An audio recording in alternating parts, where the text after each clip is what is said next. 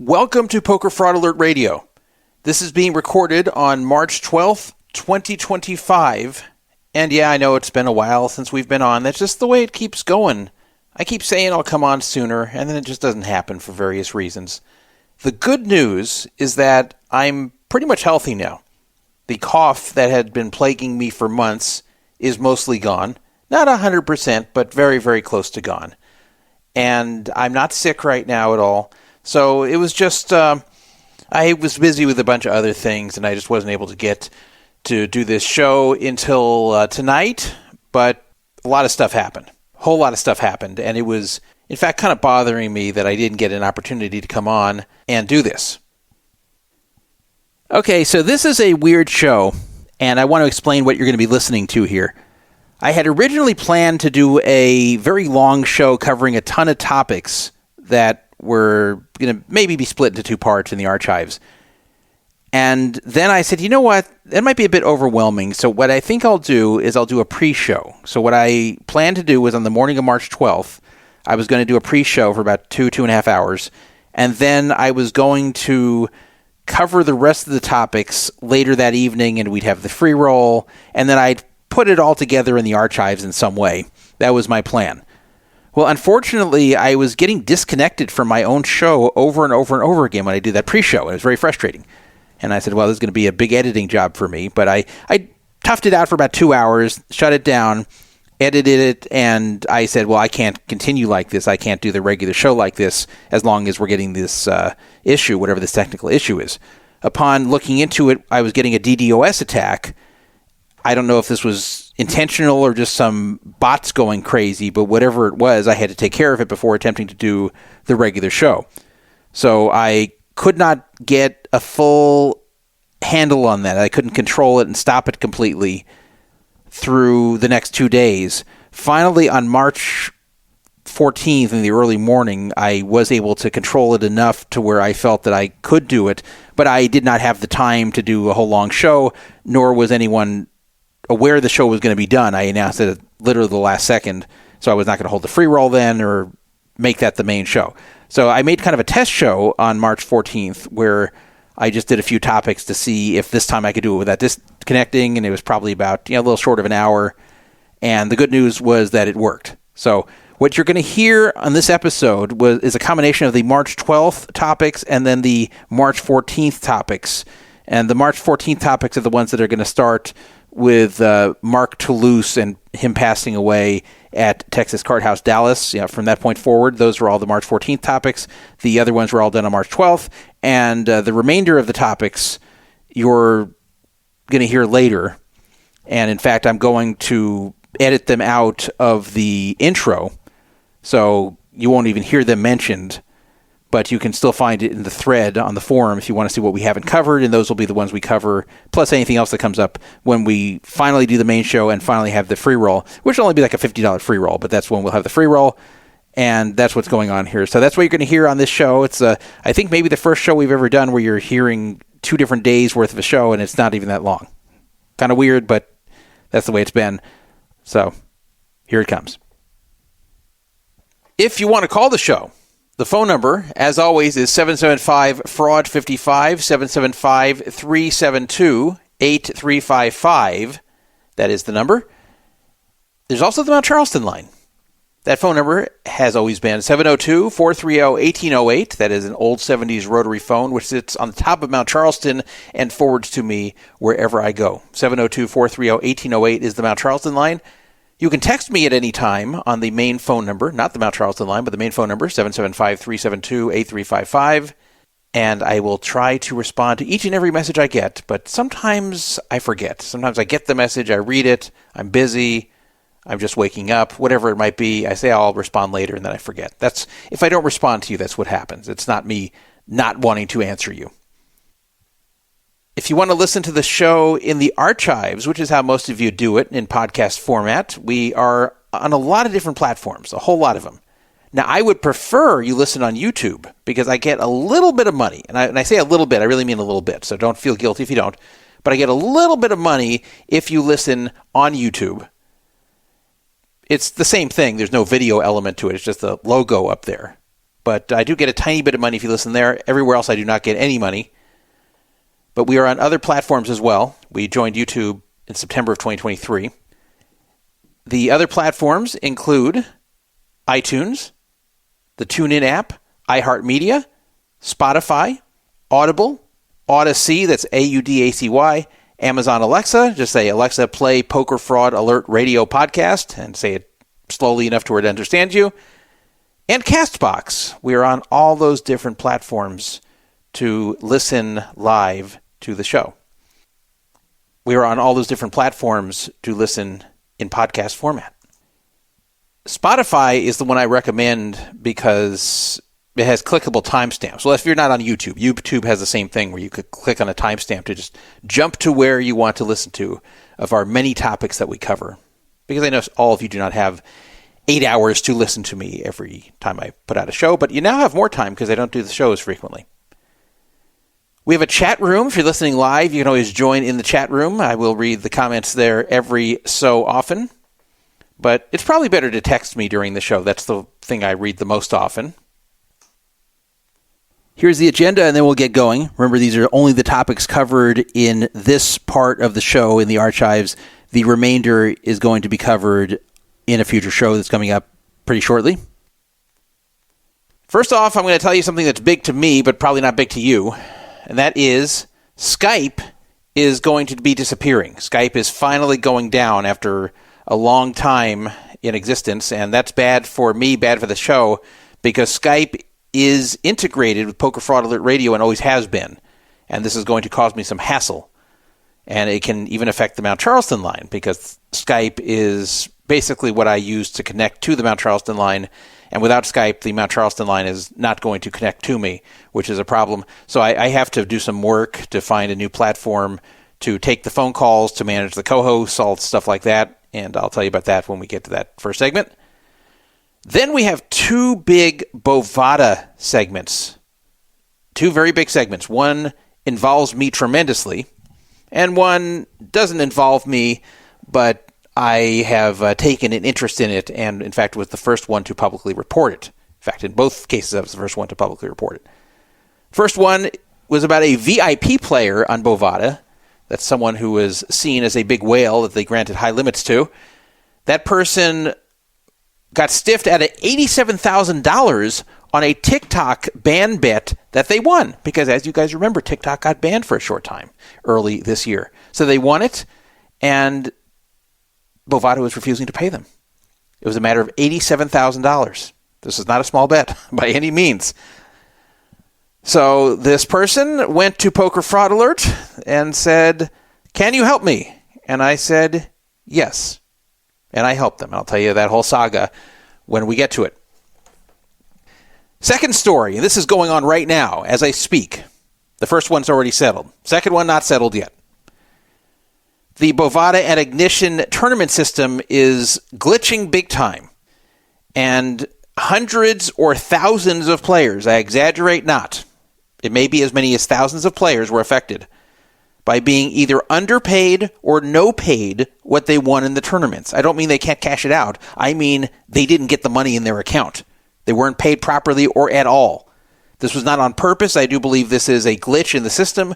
I believe they are trying to figure it out, but there's a lot of problems with the way this is being handled, and also a lot of questions as to what really happened there and how fixable is this on their end. I'll tell you some various theories I and others have about it. This is an ongoing story, and by the way, the media is not covering this very well.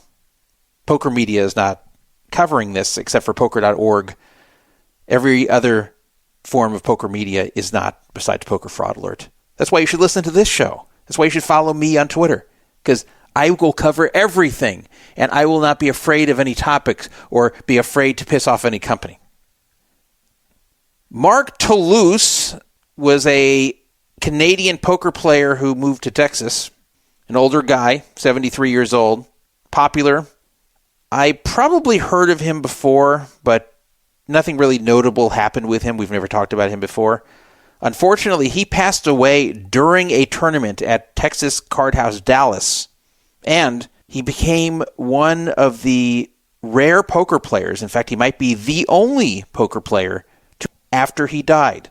And he really did. So I'll tell you that story. And in fact, again, guess who the first one was to publicly report this? Yep, me. See, this is why you got to pay attention to this show. And even though we don't have that often, at least pay attention to my Twitter and the Poker Fraud Alert forum, because often the stories are broken by me. Not to brag or anything. I'm just telling you the way it's been. Like you can take a look.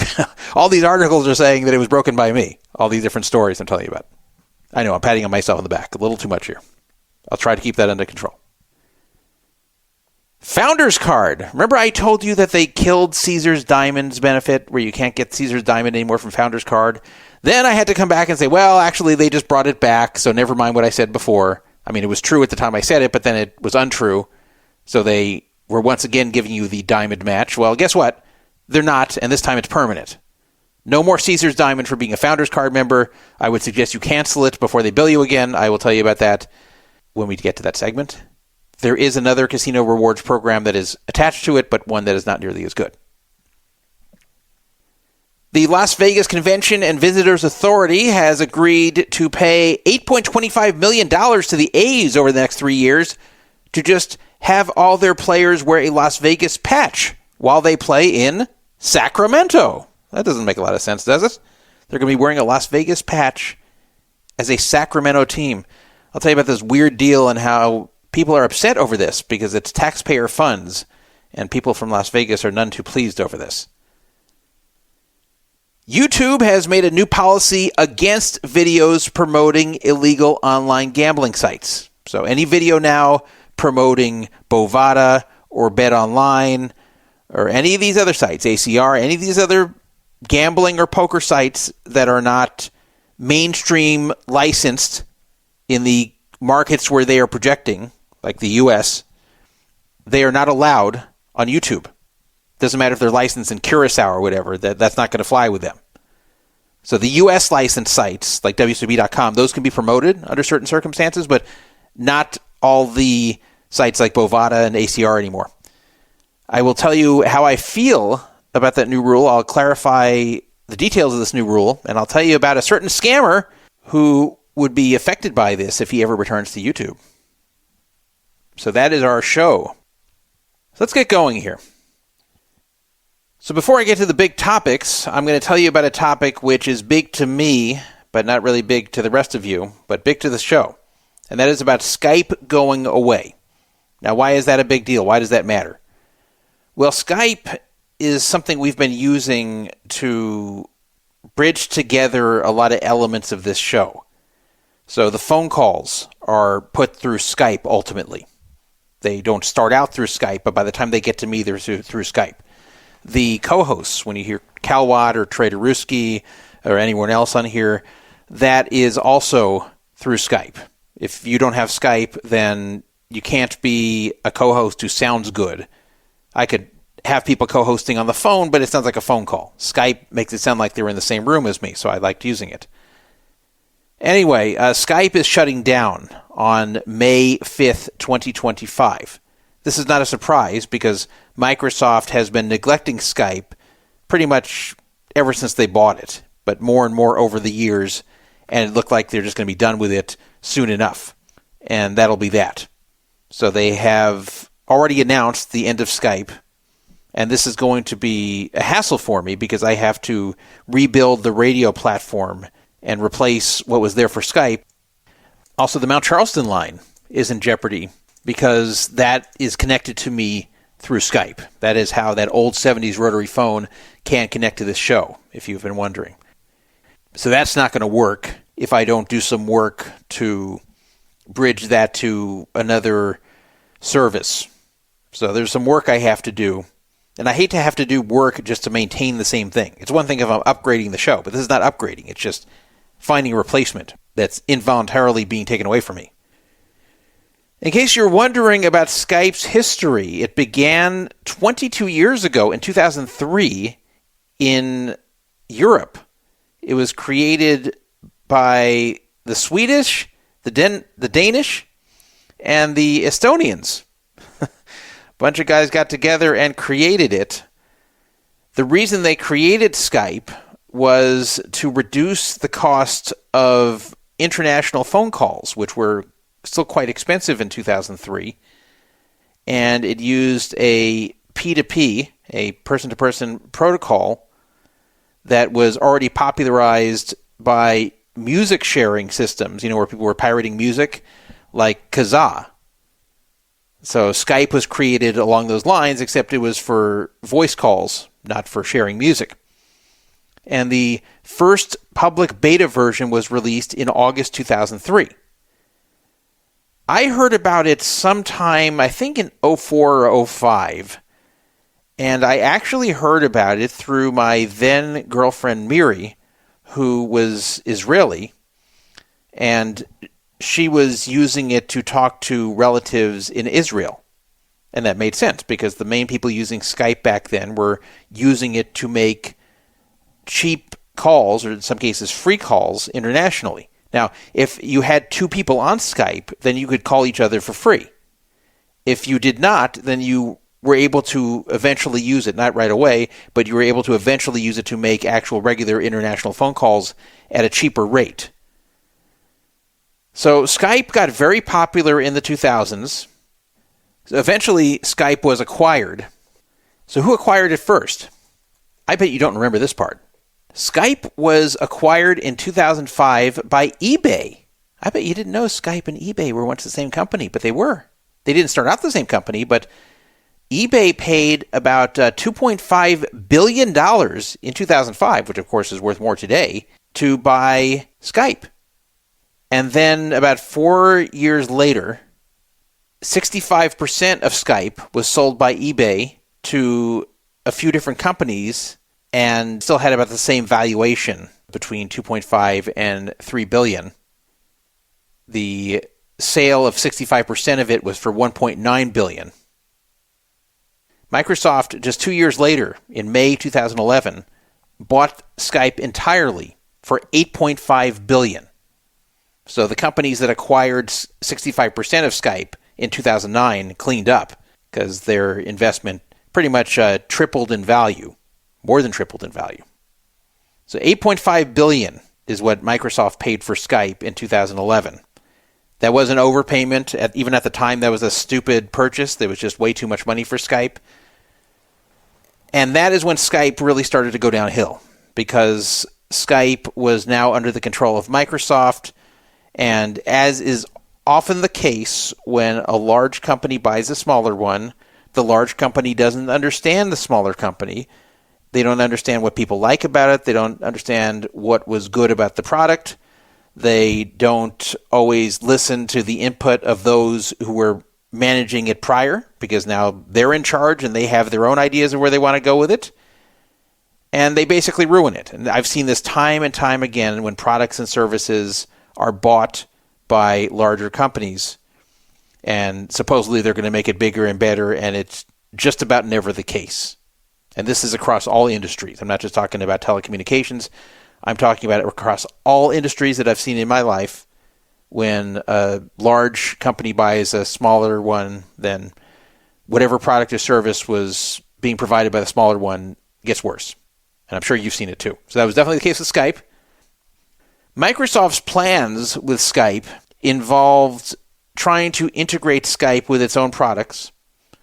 They basically wanted something to integrate with Windows 8 to where you could just click on something and make a quick phone call. They needed some kind of popular communications system to where people with Windows computers could just instantly make phone calls by just clicking on something. And that was their dream. That's what they thought Skype was going to be. They thought it was going to be a new era with Windows. That Windows was not just going to be an operating system. It was going to be a whole communication system. And Windows 8 sucked, as you guys probably remember. Windows 10 was what Windows 8 was pretty much supposed to be. But Windows 8 was terrible, and people hated it, including me. The Skype on Windows 8 thing never really caught on. People did not use Skype like Microsoft thought they would. People used Skype the way they had before. People didn't want to see Skype integrated with Windows as a major part of Windows, as something that you're always having there and clicking to make phone calls. That's not the way people wanted to use Skype. People wanted to continue using Skype as they had before, as like a standalone product that you use to make either long-distance phone calls on a regular phone or calls between Skype users for free. That's all people wanted. They did not want this whole integration with Windows, so people just were not interested in it. Microsoft still was kind of stubborn about Skype, even though people were not using it the way they had intended. And by 2013, they discontinued two of its own products that they previously had, including Windows Live Messenger. Remember that thing? They killed it in favor of Skype, thinking that's going to also take over for Live Messenger, which, by the way, it really didn't, because, again, while you could message on Skype, it never really caught on that way. Skype did not become a messenger. Again, it could be used as one, but that's not what people saw it as. That's not what they could ever see it as. So, again, Microsoft didn't understand what they were acquiring. They paid way too much for it. A lot of times, if you acquire a product or service, then you have to understand what people want to use it for and what they don't want to use it for. And you may think, oh, okay, well, it can do other things, so let's make it do other things and let's have people use it for other things. And in a lot of cases, people go, no, that's really not what we want to use it for. So that's basically what happened with Skype. Eventually, Microsoft started getting the picture that Skype just was not a success, that their acquisition of Skype was not becoming what they thought it would be. Eventually, they started pushing away from spending resources on making it better, and in fact, a lot of ways they were making it worse. And we had a lot of issues with that on this show, where newer versions of Skype were inferior to the older versions.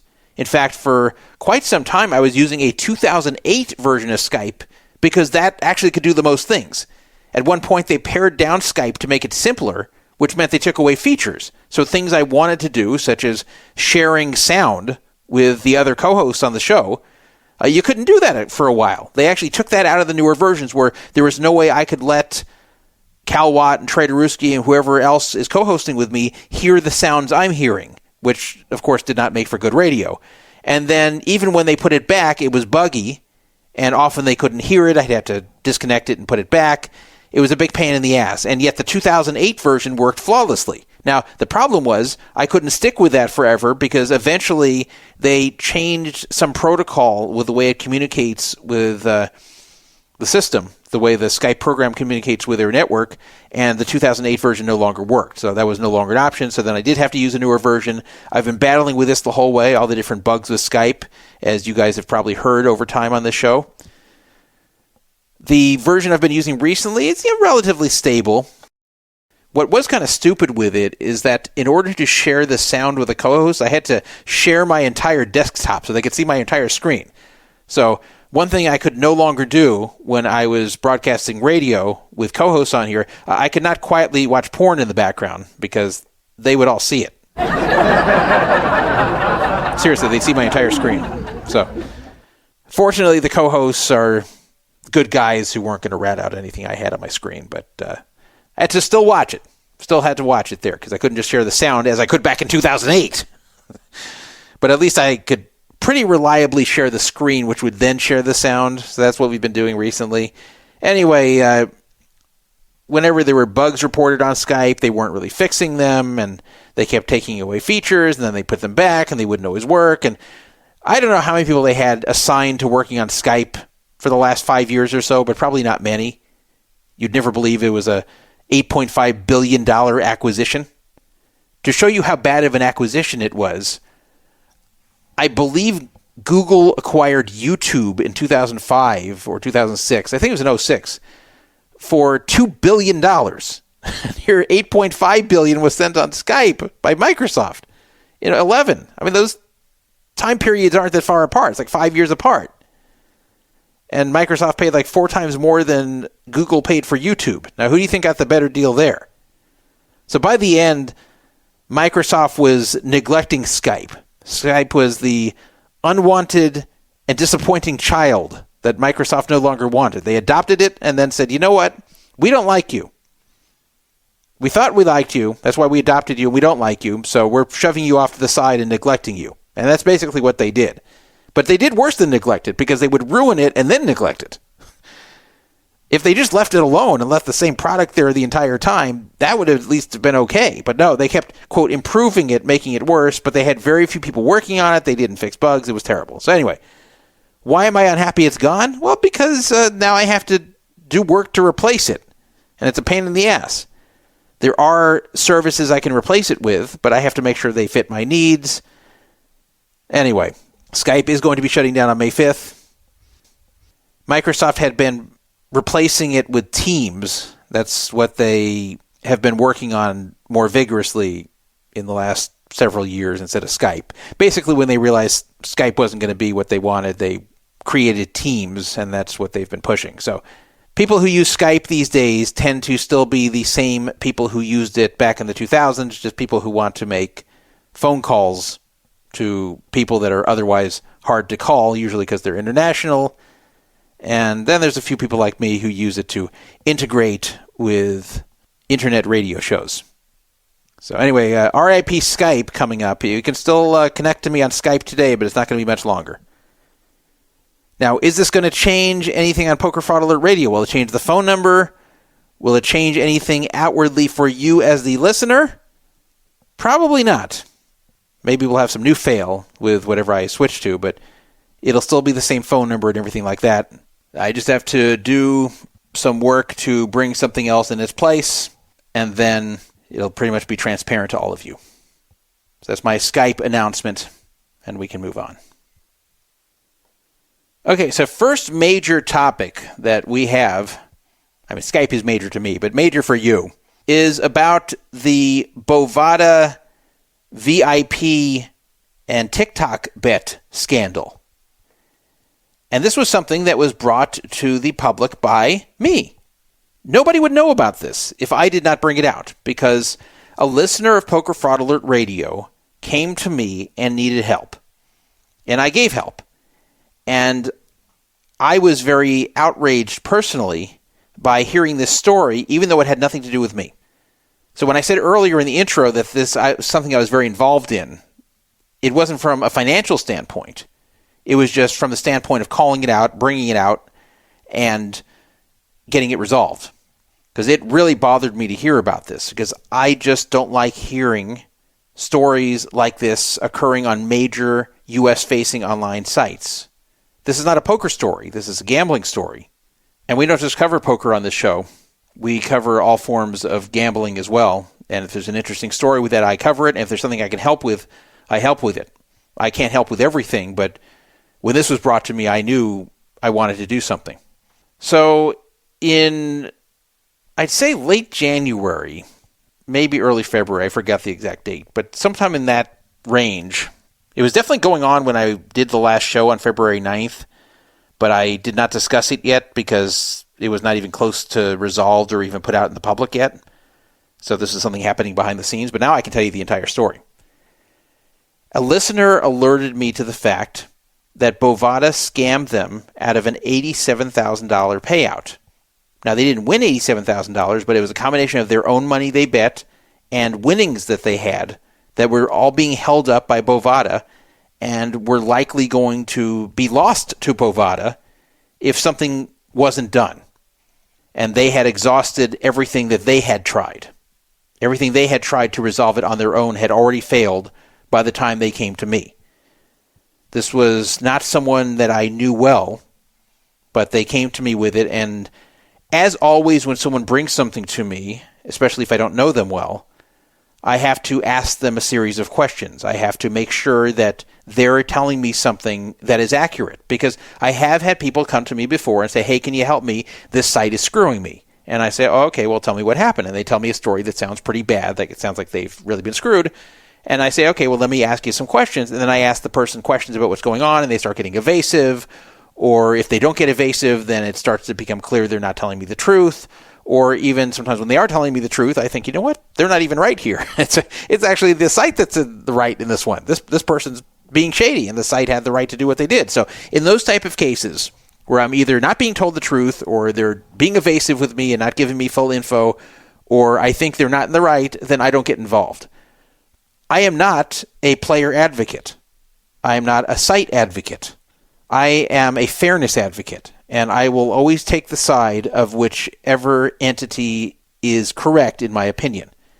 And in this case, after communicating with this individual, I was 100% convinced they were in the right and Bovada was screwing them, which really bothered me because of the sum of money and how egregious it was, and because Bovada is one of the 2 largest U.S.-facing poker sites. And of course, they do a lot more than poker. They also do sports betting and general casino gambling. So Bovada and ACR are really the 2 big operations in the U.S., aside from these state-level sites that are operating legally. And when Bovada is screwing someone out of that sum of money that blatantly, that really was getting on my nerves, even though it didn't affect me personally. And even though I did not know this person well. But I did see enough evidence to be convinced, so I took up their cause. Anyway, if you have a Bovada account, you've probably seen that your limits are not very high. On most bets, you cannot bet a ton of money. Maybe you can bet 500 at the most, maybe a little bit more than that if it's a very high-profile game like the Super Bowl. And on props being just bets on something happening or not happening. There's sports props, there's political props, there's just general props.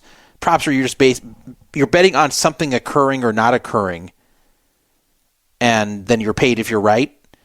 Those limits tend to be especially not high on Bovada because props are a way that people can make a lot of money if they find an edge, if they find a line that is not set correctly by the book. And when I say set correctly, I don't mean they made a typo. I mean they were just misjudging it. So props can be very profitable. The problem is getting action down on props because online books and even live casinos are very cautious about props. And as soon as they see that there's a sharp prop bettor who is making a profit off of them on props, they will tend to cut the person off or bring their limits down to just about zero, and they won't be able to continue getting action, and then some places won't give you large limits in the first place, no matter who you are. But anyway, this individual was considered a VIP on Bovada, so they had much higher limits than you or I have on the site, and they did it through a different platform. Bovada has a skin, that is a platform to get connected to it and see all the same bets, but you have much higher limits. That's the only difference with this other skin. The skin is called BVX. BVX. It is the same thing as Bovada. It's just a VIP version of it with much higher limits. And there's even a Reddit thread where you can read about BVX if you're interested. I'm not exactly sure how you become part of BVX. I don't know if you can apply to be accepted or if they come to you, if they notice that you're the type of bettor they'd like on there. That part I'm not sure about. But that's what BVX is. So technically this happened on BVX, but BVX is Bovada with all the same bets just at higher limits. So this person was a VIP. They were considered a whale, someone who bet large sums of money that Bovada thought was a losing gambler, and they wanted to give this person high limits. And they had an account on BVX, and they even had a personal host assigned to deal with them. Despite the fact that this person was considered a whale, despite the fact that this person had a host, despite the fact that this person was given these type of limits because they were considered a losing gambler, when this person got a nice win on a prop bet, Bovada was refusing to pay them and everybody else their win. The bet was about TikTok. TikTok was banned, if you remember, early in the year, back in January. It was not banned for very long. In fact, it was a very short ban. Well, sort of. It technically is banned right now, but you can access it, which I'll get to shortly. But it was fully banned to where not only was it banned by U.S. law, but you also couldn't access it in the U.S. for 13 hours in January, very shortly before Donald Trump took office. So Biden was still the president then, which is actually important in this story. So there was a bet on Bovada, and by extension BVX, which said this. It said, to happen in 2025. TikTok to be banned in the U.S. in 2025. That's all it said. There's no further terms. Didn't have further rules. It should have had further rules. It should have had rules that very much clarified what is a winning bet and what is a losing bet in this situation. Because this is a little bit ambiguous. It says to happen in 2025, TikTok to be banned in the U.S. in 2025, and that's it. So what do they mean by banned? Do they mean banned by U.S. law, but still accessible, like it is right now? Do they mean banned like there's no way to access it? Do they mean banned like they just left the market? Do they mean it has to stay banned for the remainder of 2025 once it is banned? Or do they mean that it just has to be banned for any period of time, even a very short time? It does not say this. It just says to happen in 2025, TikTok to be banned in the U.S. in 2025. And the line on this was plus 250, meaning for every dollar you bet, you will win $2.50.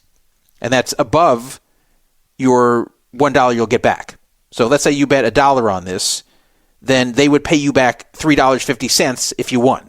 The $2.50 that you won and the $1 you originally bet. So plus 250.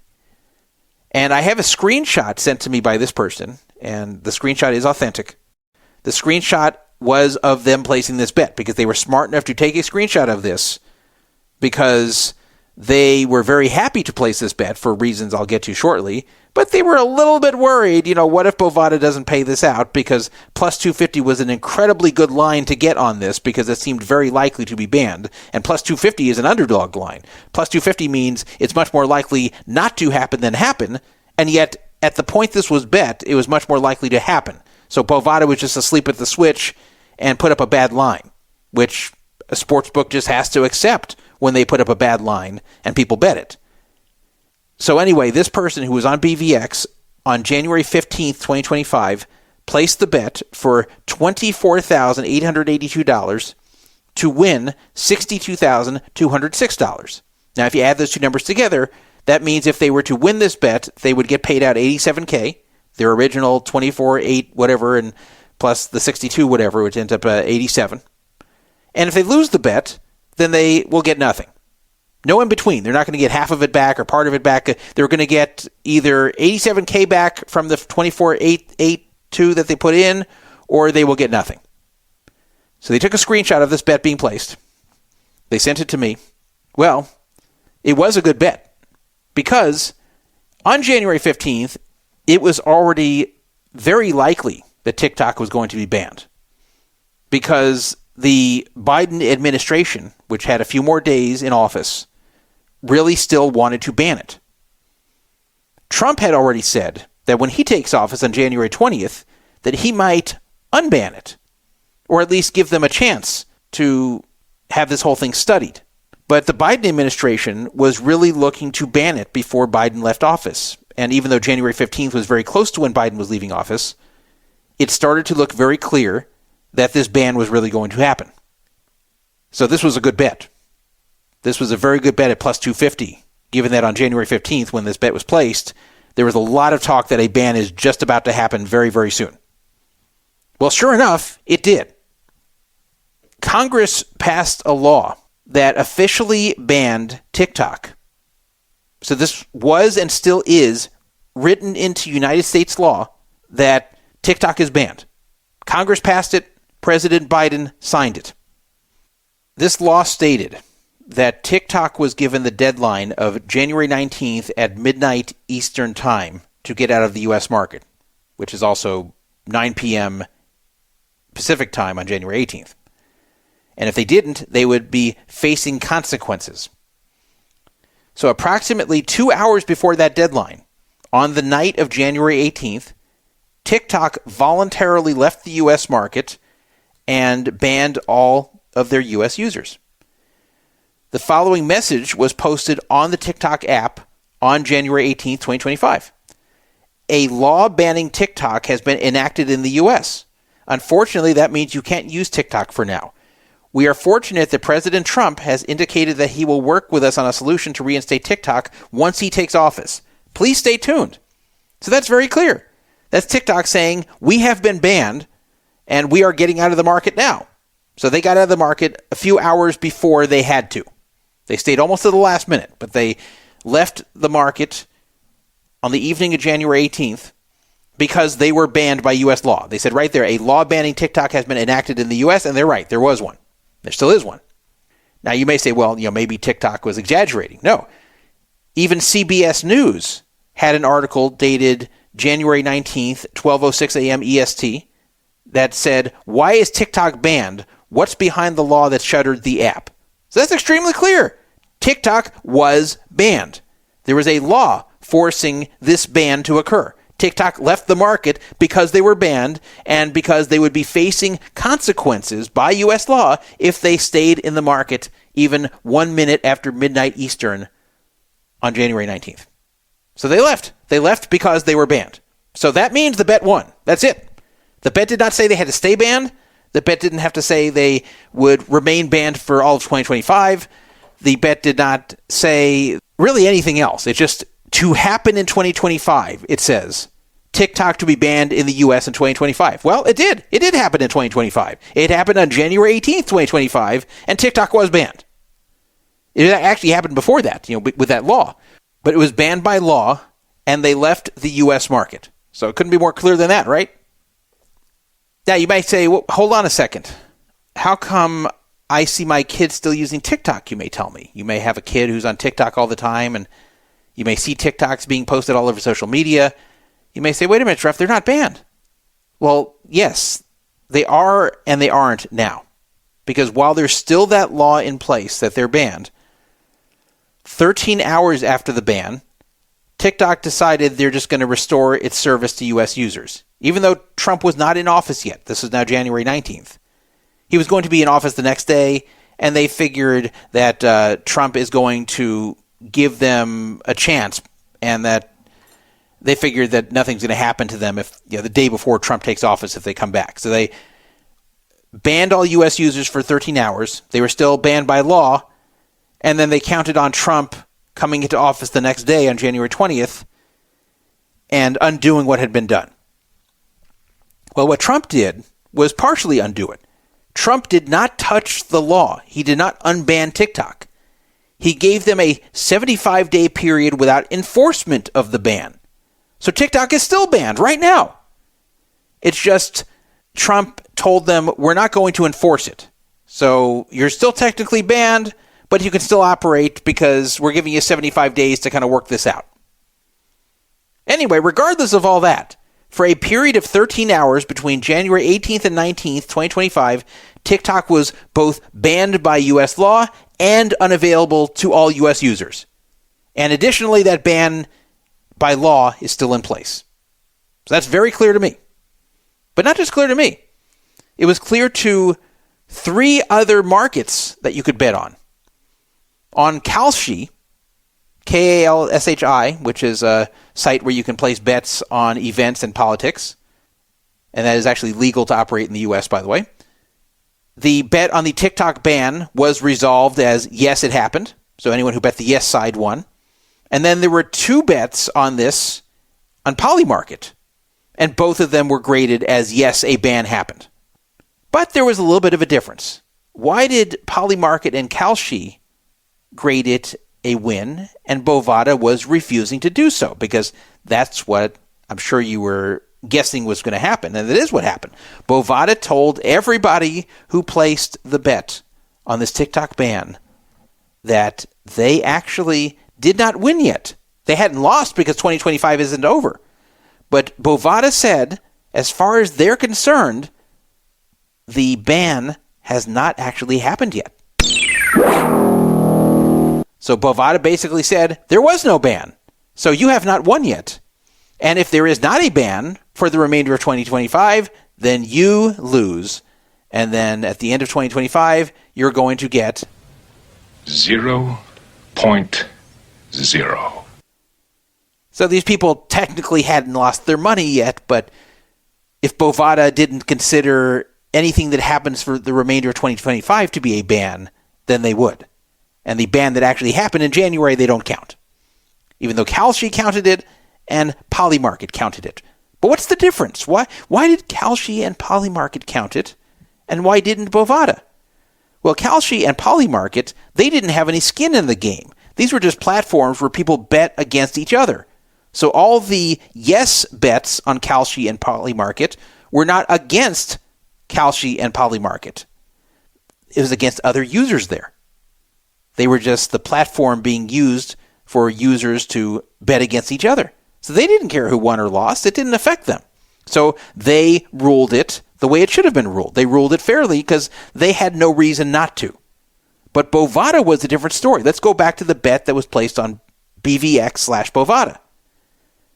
There was no way you could bet the no side of it. You could only bet the yes side.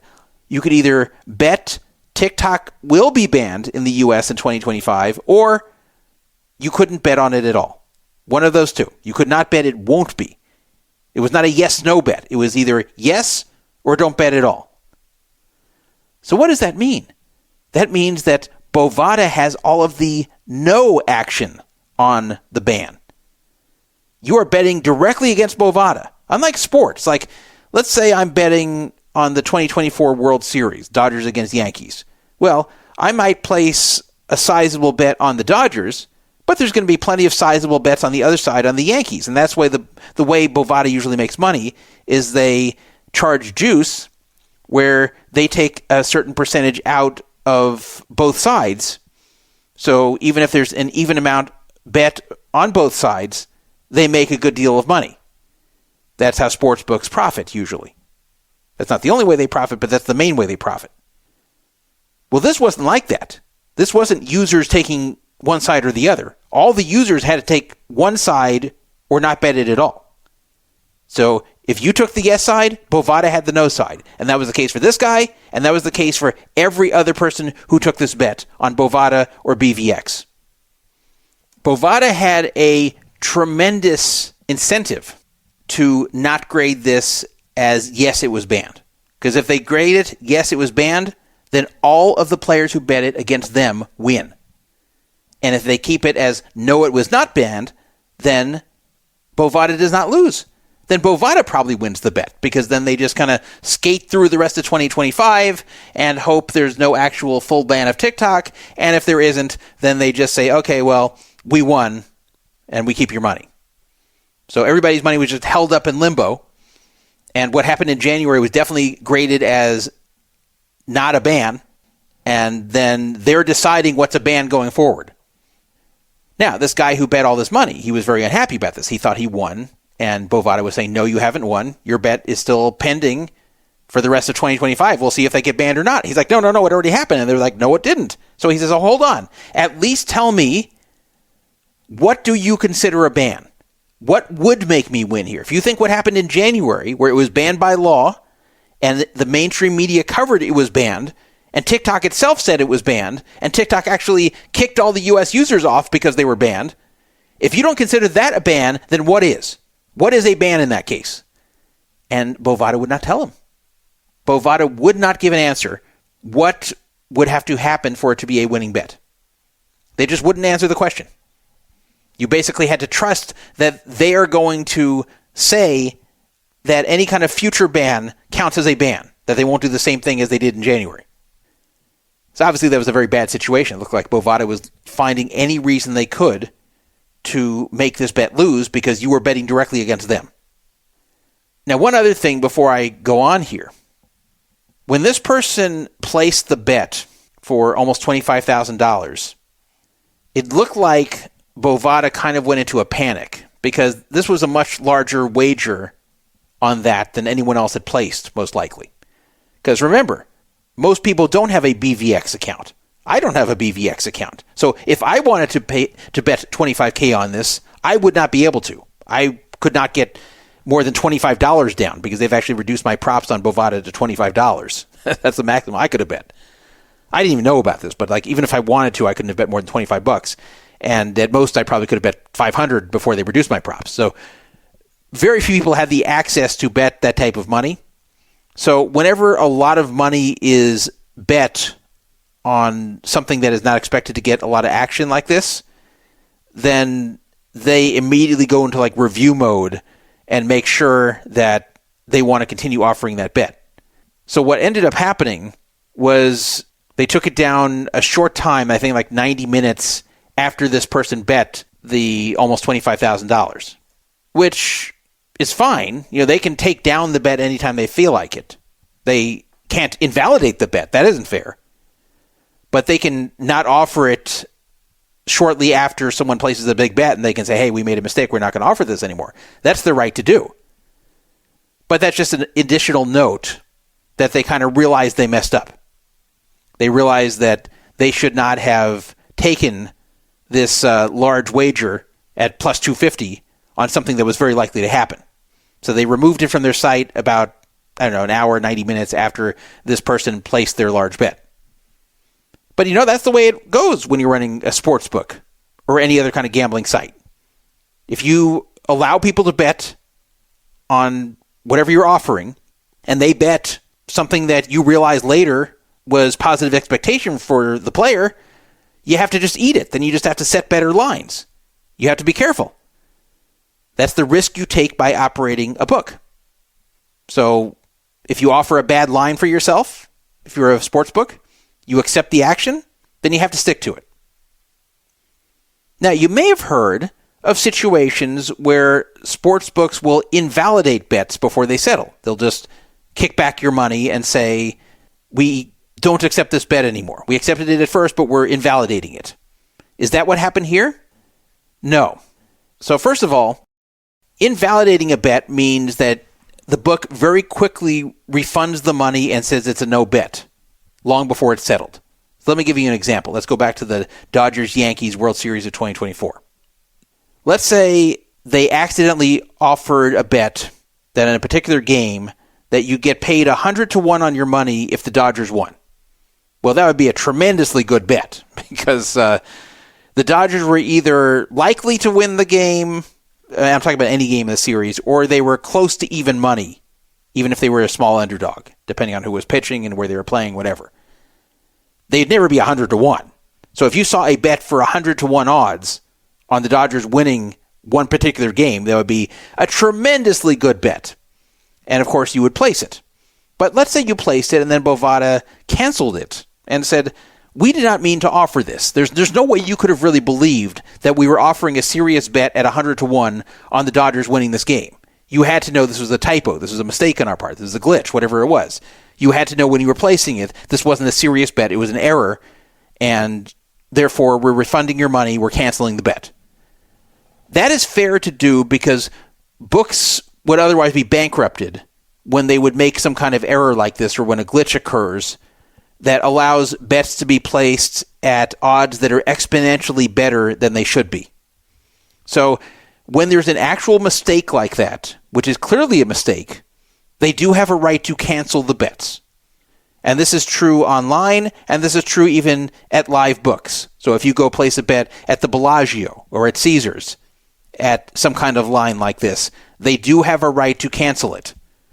Now, you can go to gaming and complain and say this wasn't an error, they just put up a bad line they have to stick with, but it's kind of a judgment call. It's kind of a judgment call whether this was something that was clearly posted in error, because otherwise sports books could not exist if they had to take this kind of risk. Let's take a real extreme example. Let's say they accidentally posted the bet at 1,000,000-1.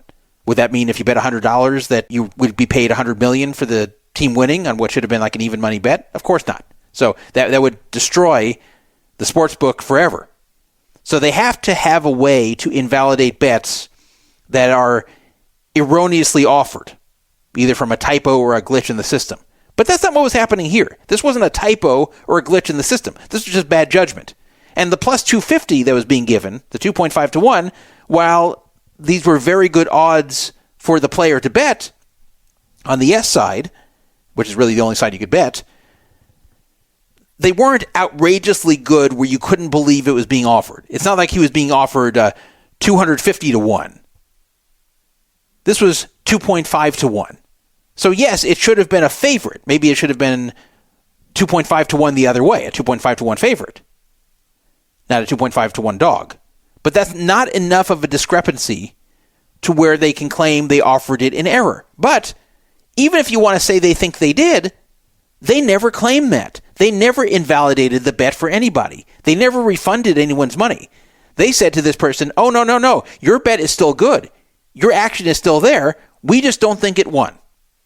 And that would be the equivalent of you betting $25,000 on the Dodgers and then the Dodgers win the game, and then they don't send you your money, and you say, wait, why didn't you send the money? And they say, you know what, we don't agree they won the game. And you're like, no, they did. Look, it's on ESPN, it's everywhere. The Dodgers won the game. Send me the money. And they're like, no, we don't agree. We're going to hold this for the remainder of 2025, and if we see further evidence they won the game, we'll send it to you. Otherwise, no, we're keeping it. And you'd be going, no, what the fuck? The game's over. The Dodgers won. Send it. And if they keep saying no, you'd feel like they just outright stole from you, right? Well, that's basically what happened here, because TikTok was banned for the reasons I just told you, and yet they were not paying it out. The bet was still pending. So this was not an erroneously offered bet. They just did not want to grade it a win when it had actually won.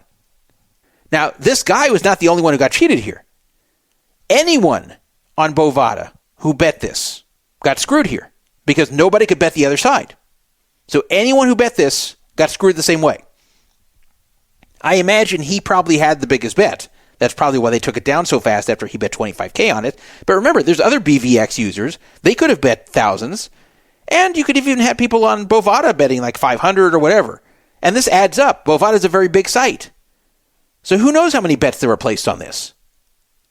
I don't know how much there was, but there may have been millions of dollars of bets at plus 250 here when you combine everybody. And if you say, okay, that sounds like it's high, okay, but I bet there was probably six figures worth of bets. I mean, this guy had 25K alone, and that's at plus 250, so you had to multiply it by 2.5. They just didn't want to pay it out. They did not want to grade it a win because they just didn't want to pay it. They had the other side, and they felt they could probably make a case to the player that it had not won yet because the ban was only for 13 hours and it came right back in the market. But the ban still exists. I don't even know if they understood that, but the ban is still there by law, but they're looking at it like, okay, it was out of the market for 13 hours, it's back in the market, everybody in the U.S. can still use it. Then President Trump came in the next day, he delayed enforcement, and everybody could go on TikTok again. So they're like, okay, we don't count that as a real ban because we don't want to because we'll lose money if we do. If it were a situation like Polymarket and Kalshi, where the book has no interest in it winning or losing, they don't care because it's player against player, then they would have graded it a win. But they did not grade it a win because they would lose money by grading it a win. They did not want to pay out all this money that had been bet on it at plus 250. That's what was happening there for sure. So what happened? When they would not pay it out, what happened? What did this guy do? Well, he went to his host. Remember, he had a VIP host that he interfaced with that would take care of matters for him, and he hoped the host could advocate for him. Now, this host is an employee of Bovada, so you know which side that she's going to be on, but okay, at least he has a way to contact them beyond just regular support, which is pretty awful for Bovada. So he contacted his host. I know the host's name, but he didn't want me to use the host's real name, so I'm going to call her Velma. After he asked Velma to bring this up with Bovada management and grade this a win, and he provided all the evidence. He provided articles from the mainstream media saying that TikTok was banned on the 18th of January. He provided the links to the Kalshi and Polymarket bets that were very similar, that were graded as, yes, it was banned. He provided a screenshot of what TikTok had said to their users that it was banned. He provided them a lot of links. He gave them a lot of detail. And this is what Velma wrote back. Hi, I hope this email finds you well. As promised, wager number blah, blah, blah. I have looked into your inquiry, and I have also escalated the matter to the relevant departments. However, at this time, the decision remains as is, and the bet will remain unsettled, meaning basically what happened in January doesn't count as a ban. Unfortunately, we are unable to give an approximate time frame as to when it will be graded. Apologies. So what does that mean? Does that mean that he may have actually won, they just haven't graded it yet? No. What that meant was we don't count what happened in January as a ban of TikTok, so the bet is not settled. And we're not telling you what a ban actually means. We're not telling you what would make you win here. So when they say we can't give you a time frame as to when it'll be graded, they're basically saying we're not giving you any criteria to where you will know you have won. Just trust us. When we say you've won, you've won. If we say you've lost, which is really shitty. So she writes, apologies. As your host, I have applied 250,000 points to your reward store. While I know this is not the outcome you were looking for, I do hope it will bring you some luck. Now you may say, wait a minute, that's pretty nice. 250,000 points? Well, what is that worth? Like, that's got to be worth something. These points you can redeem for bets on the site. It's 250,000 points. What is that worth? Like $25K, you think? You think at least maybe he got the equivalent of his original bet back? No. Okay, well then 250,000 points. You think that's worth at least $2,500? No. 250,000 points is worth $250.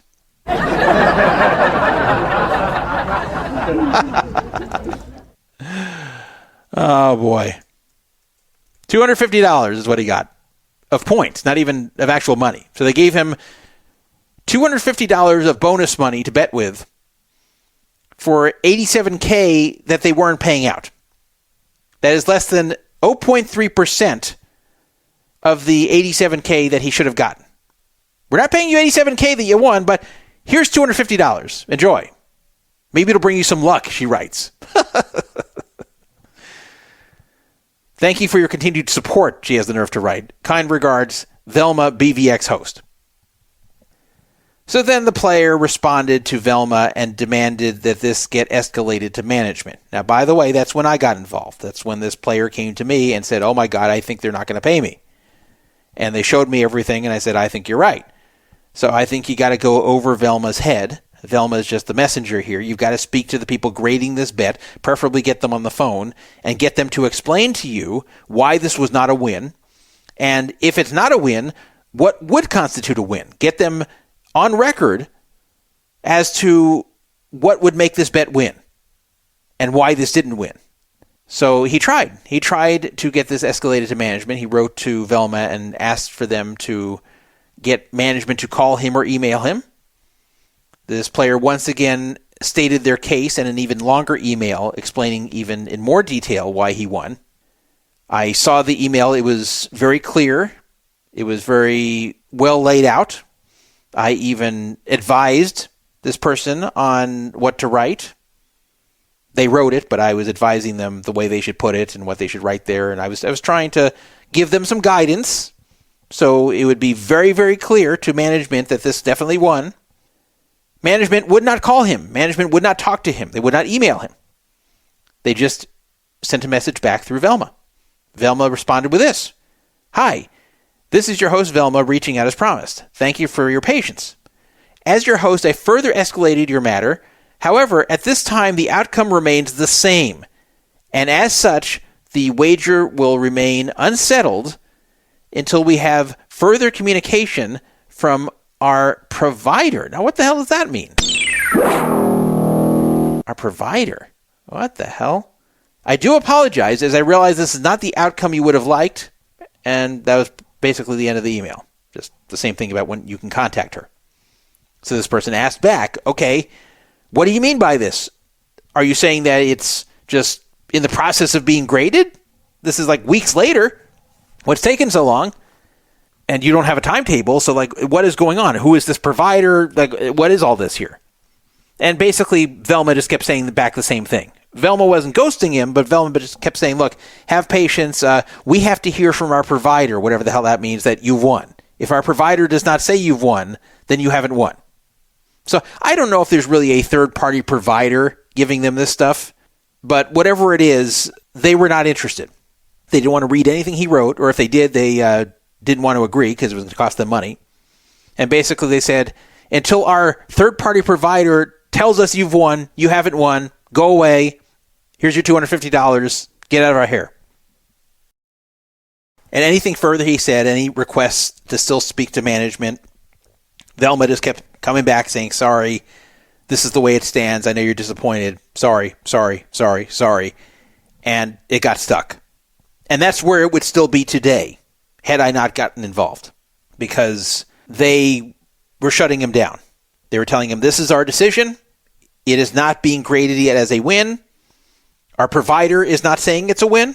We're trusting them, and therefore you're not getting paid. And if at some point in the future, if our provider tells us that TikTok has actually been banned, then we'll pay you. Otherwise, no. So what would have happened unless there really was a long-term ban on TikTok that banned it for the rest of the year, which may not happen under Trump, then the calendar would have ticked forward. We would have gotten to December 31st, and then at the end of 2025, they would have quietly taken his money. That's what would have happened, I can guarantee you. They closed the matter. They said the matter's over.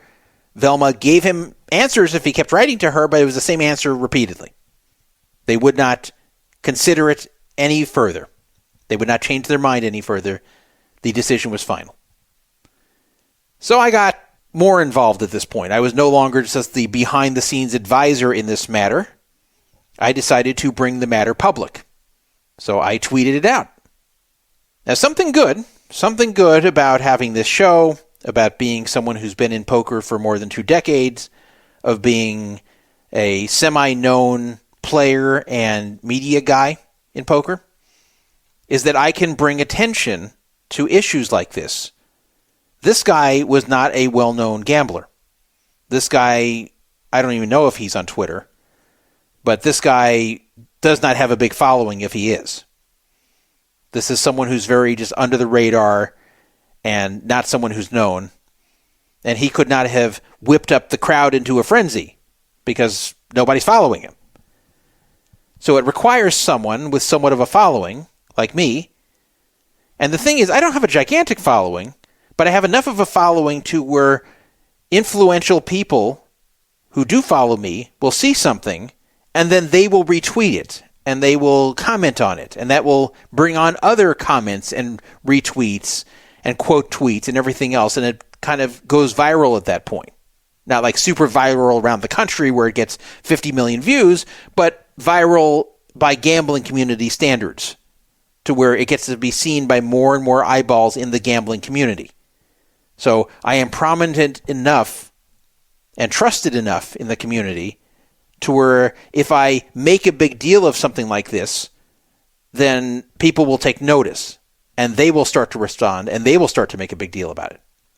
So that's what I decided to do. And I don't do this very often, because you know what? If I'm constantly going off about, oh, this is a major issue, oh, this is a big deal, oh, this site is cheating people, like if I'm doing this every day, people are going to lose interest. So I have to do this sparingly.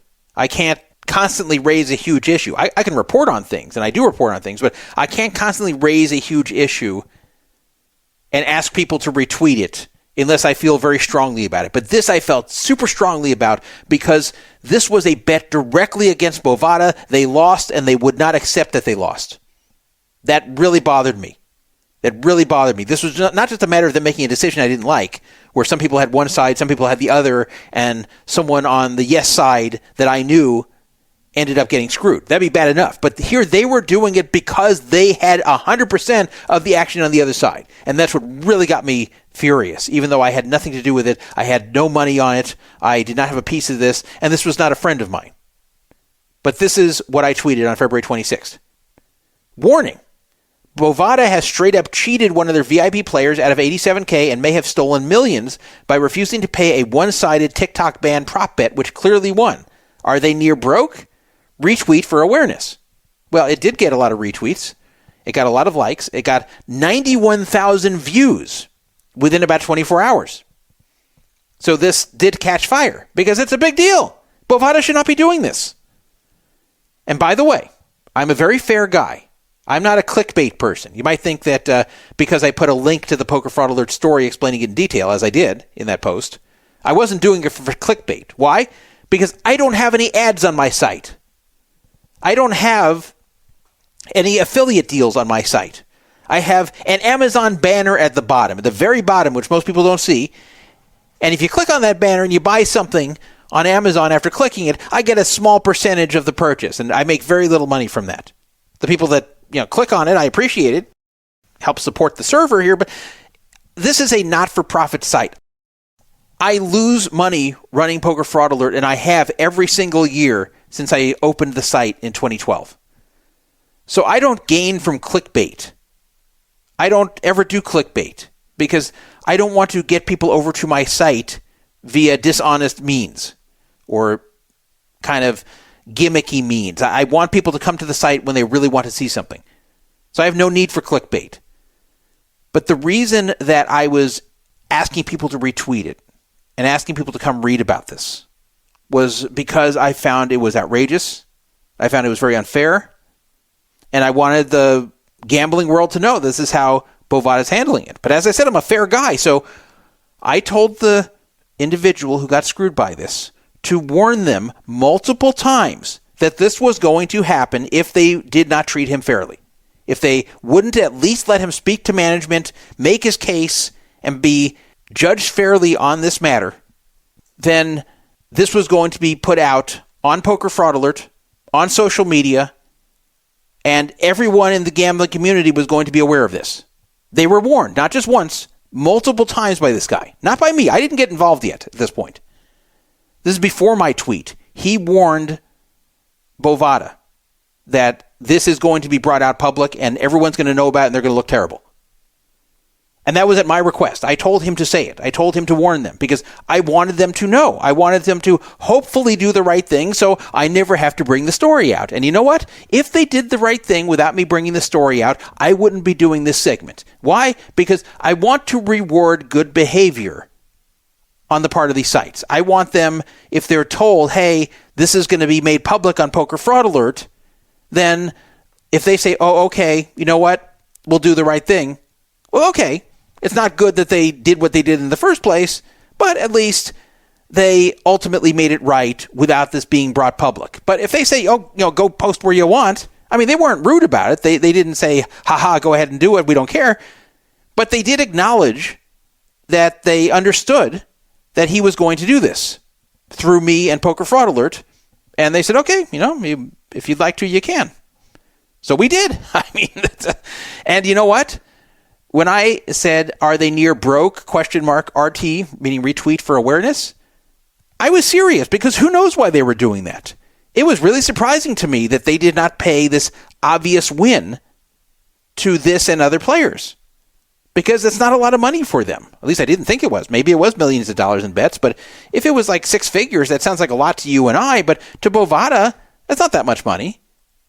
They take a lot of action on there. So they should have paid it out. They just didn't want to. They found a way to worm out of it because they had the other side. So I thought, if they're really trying to worm out of this and risking their reputation and knowing that I'm going to put this out here and they do it anyway, maybe they are near broke. I don't know. I didn't have any evidence they were. That's why I asked, are they? But it's weird that they were doing this, right? It's weird that they were fine with me putting this out here. Well, apparently they weren't fine with me putting this out here because that same day, well, not that same day, the next day, I shall say, after it had garnered about 90,000 views on Twitter, I got a message from Bovada. And the message basically said, it was a private message. They basically said, we're working on this. We're trying to resolve it with this player. Please be patient. We cannot give you direct information about this player's account, which is fine. I agree with that. Even though I'm taking up for this guy's cause, it is understandable that they can't discuss his particular account with me because I'm not him. But they said, we can't tell you specifically what's going on with him, but we can tell you we're working on it right now, so please be patient. So I thought that was a good sign because that means they're reevaluating. Because last they had told him, go ahead, make it public, our decision's final, this is not being graded as a win, goodbye. And now they're like, hey, you know what? Give us a little time. We're going to think about this. So that's definitely progress, I thought. So I said, okay, good. Well, I didn't have to wait very long because within 3 hours from when I got that message, Bovada decided that they are going to pay the bet out in full and grade it as a win, and they immediately dropped $87,000 into that guy's account. Very happy ending. And you may say, wait a minute, though. What if they don't let him withdraw it? What if they become difficult about that? No. He immediately hit the withdraw button. He didn't withdraw it all at once because it's very large, but he was withdrawing it pretty quickly in several transactions, and he got the money off. So he's sitting with $87K in crypto now from that, and the whole matter's over. He got his money. He got paid. I don't know what happened with the other people who bet it because none of them came forward, so I can't ask them. I can't even ask Bovada because these are other people's accounts and they can just tell me they won't discuss it with me. But I know that by far the largest bet, and the only person I know who bet this, was paid. So that's as far as I can take it. Anybody else who bet this, by the way, if you want to contact me, if you did not get paid on this yet, I can get you paid too. At least I think I can. But I have to imagine most of you probably didn't. I wasn't even aware of this bet until it had been taken down. But yeah, directly because of Poker Fraud Alert, this person got paid. Otherwise, I can tell you, if I didn't take up his cause here, he would still be sitting right now with that bet pending, and the clock would tick away to December 31st, and he would not get paid.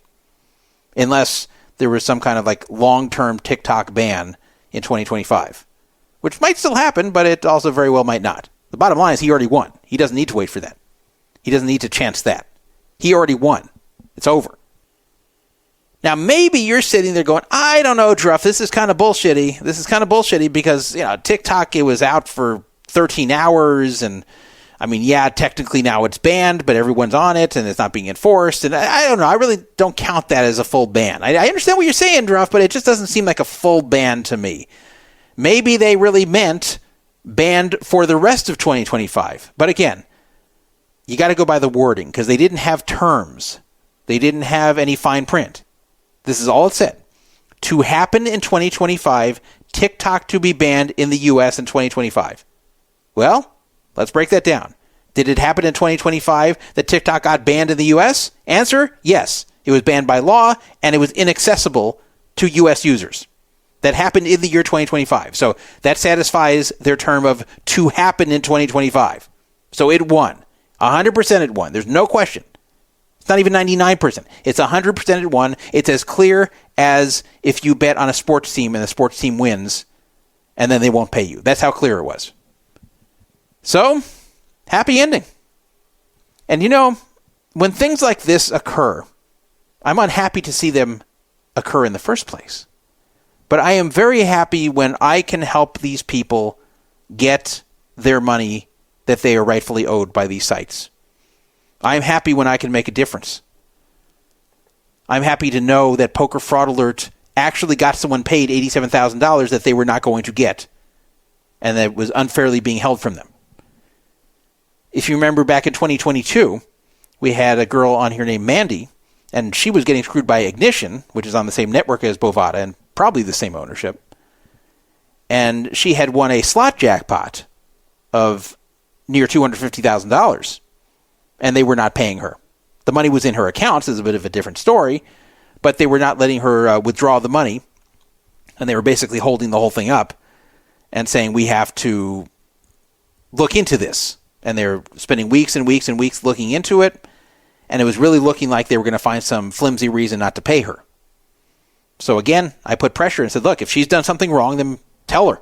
Tell her what she did, and then if you have a good reason to withhold it, then do it. But if you don't scour everything to find any technicality to not pay her slot jackpot. And they would not give her one reason why they wouldn't pay her. Just kept saying, be patient, be patient, be patient.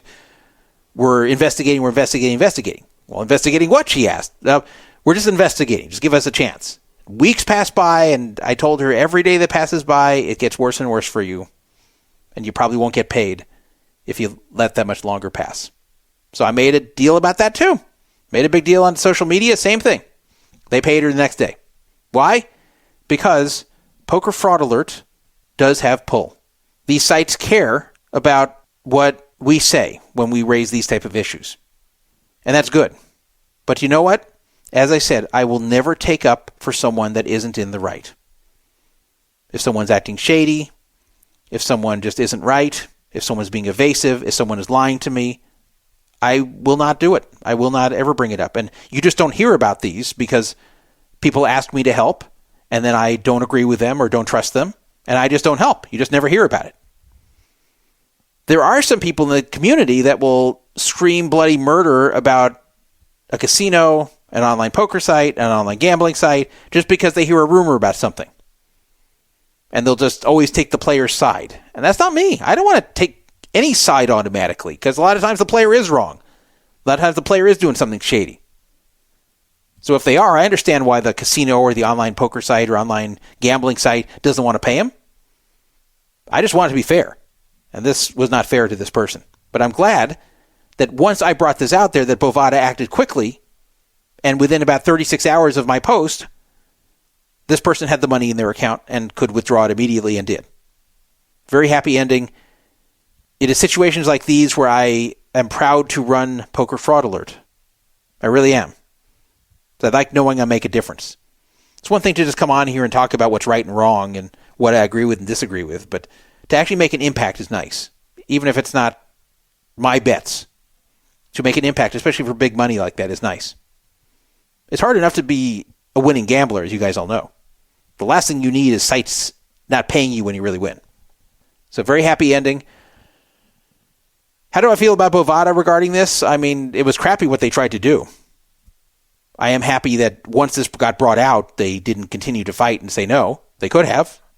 I couldn't compel them to do anything because they are regulated in a jurisdiction that doesn't care and not in the U.S., and they're operating illegally in the U.S. in the first place, so they could have just ignored it.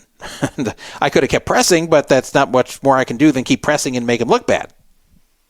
But I'm glad that they respected this site, in my opinion, enough to look at it again and say, okay, you know what? The guy's right, we'll pay him. Even if their intentions were not good, at least this got them to do the right thing ultimately. And that's a lot better than them not doing the right thing ultimately. And they did it quickly once I brought it up. Now, for those of you that think maybe we jumped the gun, no. This was resolved in late February, and this guy technically won the bet on January 18th. And he jumped on it pretty quickly when they weren't paying him, because it's a lot of money. He's expecting it to hit his account. Nothing happens. He contacts his host, and he's getting the runaround. So this took over a month. It just only took 36 hours once I made that post. But again, during those weeks, he was warning that this would be done, that we would make it public on Poker Fraud Alert and on Twitter, and they did not care. So I gave them the chance. I wanted to give them the chance, at least, to quietly settle it, quietly be fair. Anyway, I always like a happy ending, and that was one. Happy endings are good, whether it's a story like these or if you're going down to Spring Mountain Boulevard on a lonely night. Either way, a happy ending's good. Well, that's one Bovada story. Let's do another one. Let's do one that doesn't have an ending yet, happy or sad. There's no ending to the story. It's ongoing. It's a more recent story. It's ongoing right now. So Bovada and Ignition are on the same network. It is believed it's the same ownership between the two. Maybe it is, maybe it isn't. Doesn't really matter here. They are on the same network. They basically provide the same tournaments with the same player pool. Just Bovada and Ignition are two different ways to get into the same tables. A lot of people like the tournaments on Bovada and Ignition. Now, these are all anonymous tournaments, meaning that you cannot see who you're playing with. So you're assigned a player number, and that's your name in the tournament. So you're going to be like player 374. And that's what you'll be known by during the tournament. People cannot connect that to any kind of information about you, even on the site. And even at the cash tables, you're just player 1, 2, 3, 4, 5, 6. Again, you're not ever identified by a screen name like you used to be on there. And that's been the case for a long time. Hasn't always been the case there, but that's been the case for several years now on Bovada and Ignition. People still like the tournaments there, and the fields are semi-soft, at least by online poker standards, where online tournaments can be tough. So a lot of people like the Bovada and Ignition tournaments over the weekend. I've never been an online poker tournament guy. I'm an online poker cash guy. I've never liked online poker tournaments, just not my thing. So I was not playing them. This did not affect me. But I started to get reports about something weird that had happened over the weekend of March 8th, March 9th. The first report came from a listener on Twitter, and he's not someone who actively posts on Twitter, and I'm not going to tell you anything about who he is or might be. It doesn't really matter. But he contacted me and said that he has a unique poker situation with Bovada. Now, this was privately. You can't see this conversation on Twitter or anything. He was contacting me privately. And he showed me what was going on, and he was right. It was a unique poker situation and not a good one. And I didn't know what to make of it first. When I first saw this, I thought this was something that was something just affecting him, or maybe affecting one tournament on the site, And I figured he should probably just wait before making a huge deal out of it and see if they correct it. Because it didn't look intentional. Unlike the last story where it looked like Bovada intentionally was grading that bet as not having won because they wanted to not pay out. Here, it was just some kind of error that was occurring that they weren't acknowledging, which is still bad if they're not jumping on this like they should be. But anyway, I said this isn't ideal, but give it a few days to resolve instead of making a huge deal out of it, or I won't make a huge deal until we see what happens. But let me tell you what happened. So he finished second in the $20,000 prize pool guaranteed event on March 7th that you buy in for $162. There was a $150 buy-in plus 12 rake. And he finished second out of 193 entries. According to their own screen that showed what people get paid, he got $4,632 for that second place finish, or at least that's what he thought he would get. But he didn't get it.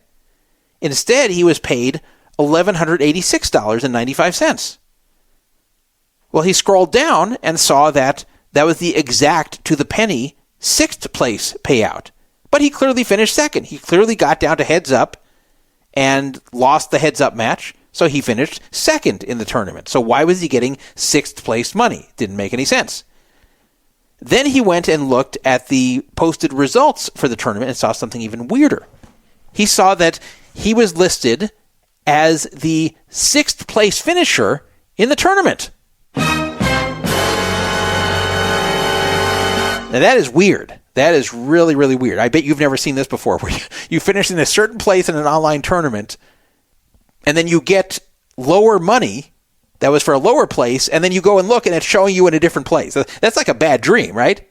That's what would happen in like a poker nightmare, where you think you finished in a certain place, and then when you go get your prize, you're getting paid for a lesser place, and everyone's insisting you finished in the lesser place, even though you know you didn't. Like that really is like an actual poker nightmare that one might have. Like I've had this before where, not that exact scenario, but I've had poker nightmares where I'm dreaming that I'm at the final table and all of a sudden I'm not at the final table anymore, or that I have a big stack, all of a sudden it's a small stack for no reason, or that I've got the nuts in a particular hand I'm playing and then my whole cards change. I've had that a whole lot. I've had a lot of poker nightmares like that. So this sounds like one of those, but it was real life. That he knew that he got down to heads up and lost and finished second, and then it's showing he got paid sixth place money and actually finished sixth place. So yeah, that was unique and weird. Now you might say to me, hold on a second, maybe this guy's just lying to you. Maybe he was on drugs. Maybe he's confused. Maybe he really did finish sixth. Well, no, because he raised this issue with Ignition. That was his skin to get through. He was playing on Ignition. It was a Bovada and Ignition tournament. He raised the issue with Ignition support via Twitter, through Twitter direct messages, and he sent me the screenshot. This is one of the things that Ignition wrote to him. We sincerely regret that your winnings haven't met your expectations, but I want to take a moment to congratulate you on securing second place in a tournament with such a large number of participants. That's a weird statement. So they're congratulating him for finishing second, but they're just regretting that the winnings didn't meet his expectations. What are they talking about? You either get paid what they say you're going to get paid for second, or you're getting ripped off. It's not about meeting your expectations. It's not like, well, I got second. I wish I should have gotten more money than this, but I didn't, so my expectations weren't met. No. This was that it said he's getting $4,632 for finishing second, and they paid him $1,186. That's not failing to meet expectations. That's just cheating him. So that's a weird way of putting that. But anyway, the important part is they wanted to congratulate him on securing second place. They wrote it right there. So it's not like they said, hey, you're really sixth. I don't know what you're talking about, man. They're saying, look, you were second place. They're just, sorry, the payout did not meet your expectations. I mean, come on. They went on to write, I can assure you that the payout is accurate. What?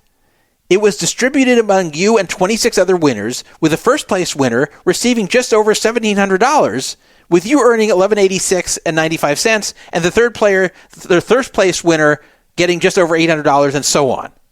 So this guy's like, what the fuck? Am I in the Twilight Zone? I know I finished second. I got $4,632 for second, but that's not what you guys paid me. The winner was getting like $6,600. I don't know what the hell you're talking about. How are these lower payouts here all of a sudden? Where did that come from? How is first place $1,700 now when it was $6,600? How is second place $1,186 when it was $4,632? How is this? I know what it was. I saw it. He took a screenshot. And it's showing me at sixth place, which happens to pay me this exact money you're paying me for supposedly second. So he wrote back, the lobby showed the tournament payouts as such. First place, $6,600 something. Second place, $4,600 something. Third was in the 3,000 somewhere. This was the $20K guaranteed tournament that exceeded the prize pool by nearly $10K, meaning that this wasn't even like a guarantee situation. There actually was like 28,000 something in the prize pool. So the guarantee didn't even matter. So he said, so for a $28,000 something prize pool, you're saying that first was around $1,700? So they're assuring him that the payout was accurate. They said, I can assure you the payout was accurate. Well, it wasn't. So he kept pressing. And so finally, in this annoying and frustrating back and forth where they're just telling him, hey, look, sorry, it didn't meet your expectations, but this is what you're getting paid. There's no mistake here. It's accurate. Whatever you thought you were getting, you're not really getting. I mean, how tilting would that be? Where you know you're right, you have screenshots. He's sending them the freaking screenshots showing the first, second, third place money. And they're like, no. It's accurate. This is what you should be getting. Sorry, it's $3,500 less than you should be getting. Sorry, it didn't meet your expectations, sir, that we're stealing from you. I understand it wasn't on purpose, but like instead of saying, hey, yeah, this is messed up, we'll look into it.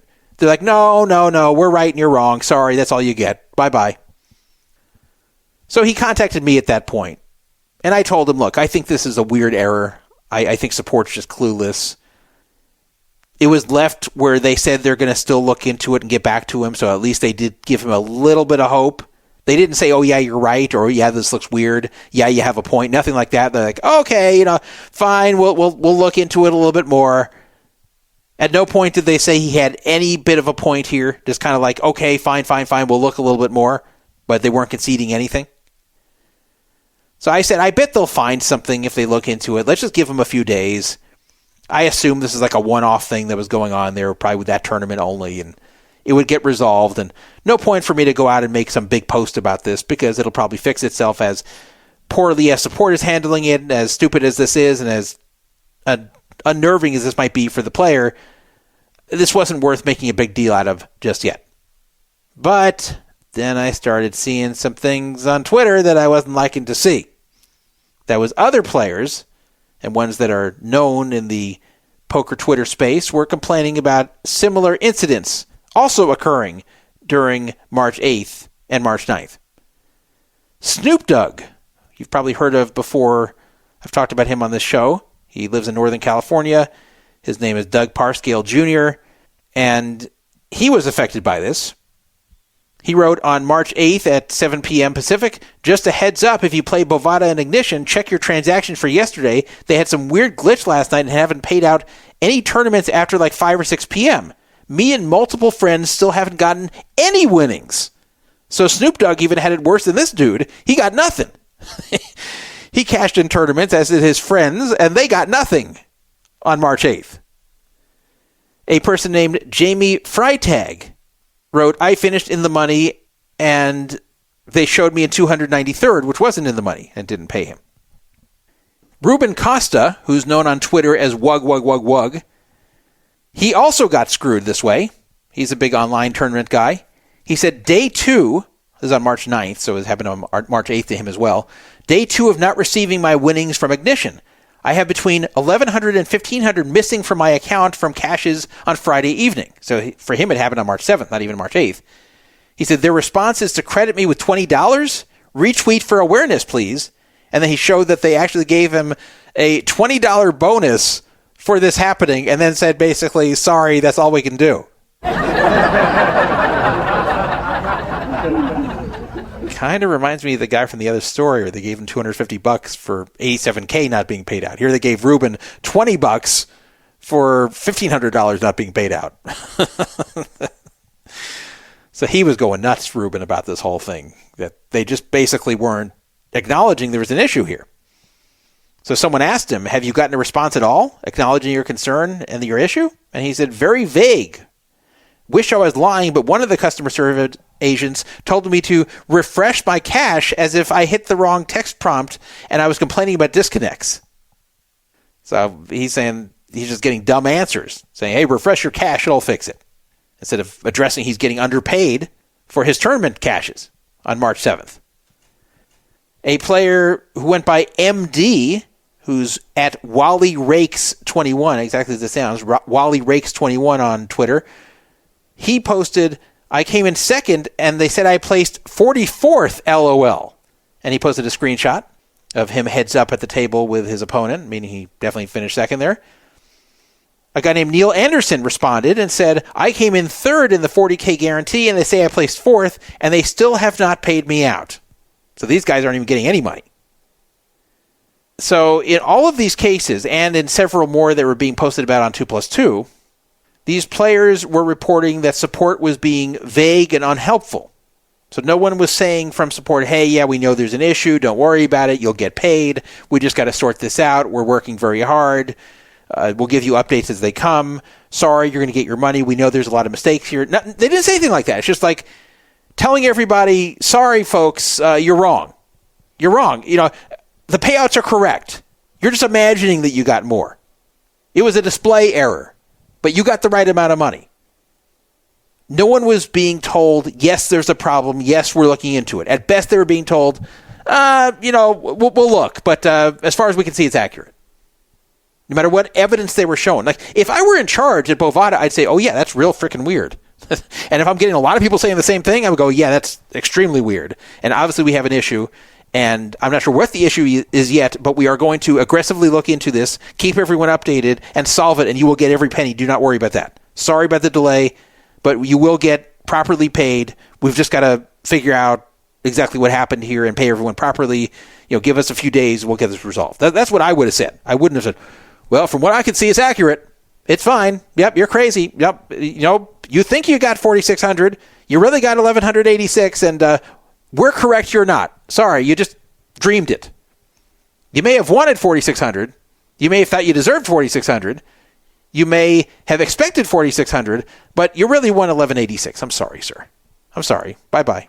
But we'll look into it. We'll look into it just in case. Just in case. Can you imagine? It's not even like some idiot support rep was just saying the wrong thing. Like, they were sticking to this for days and saying nothing.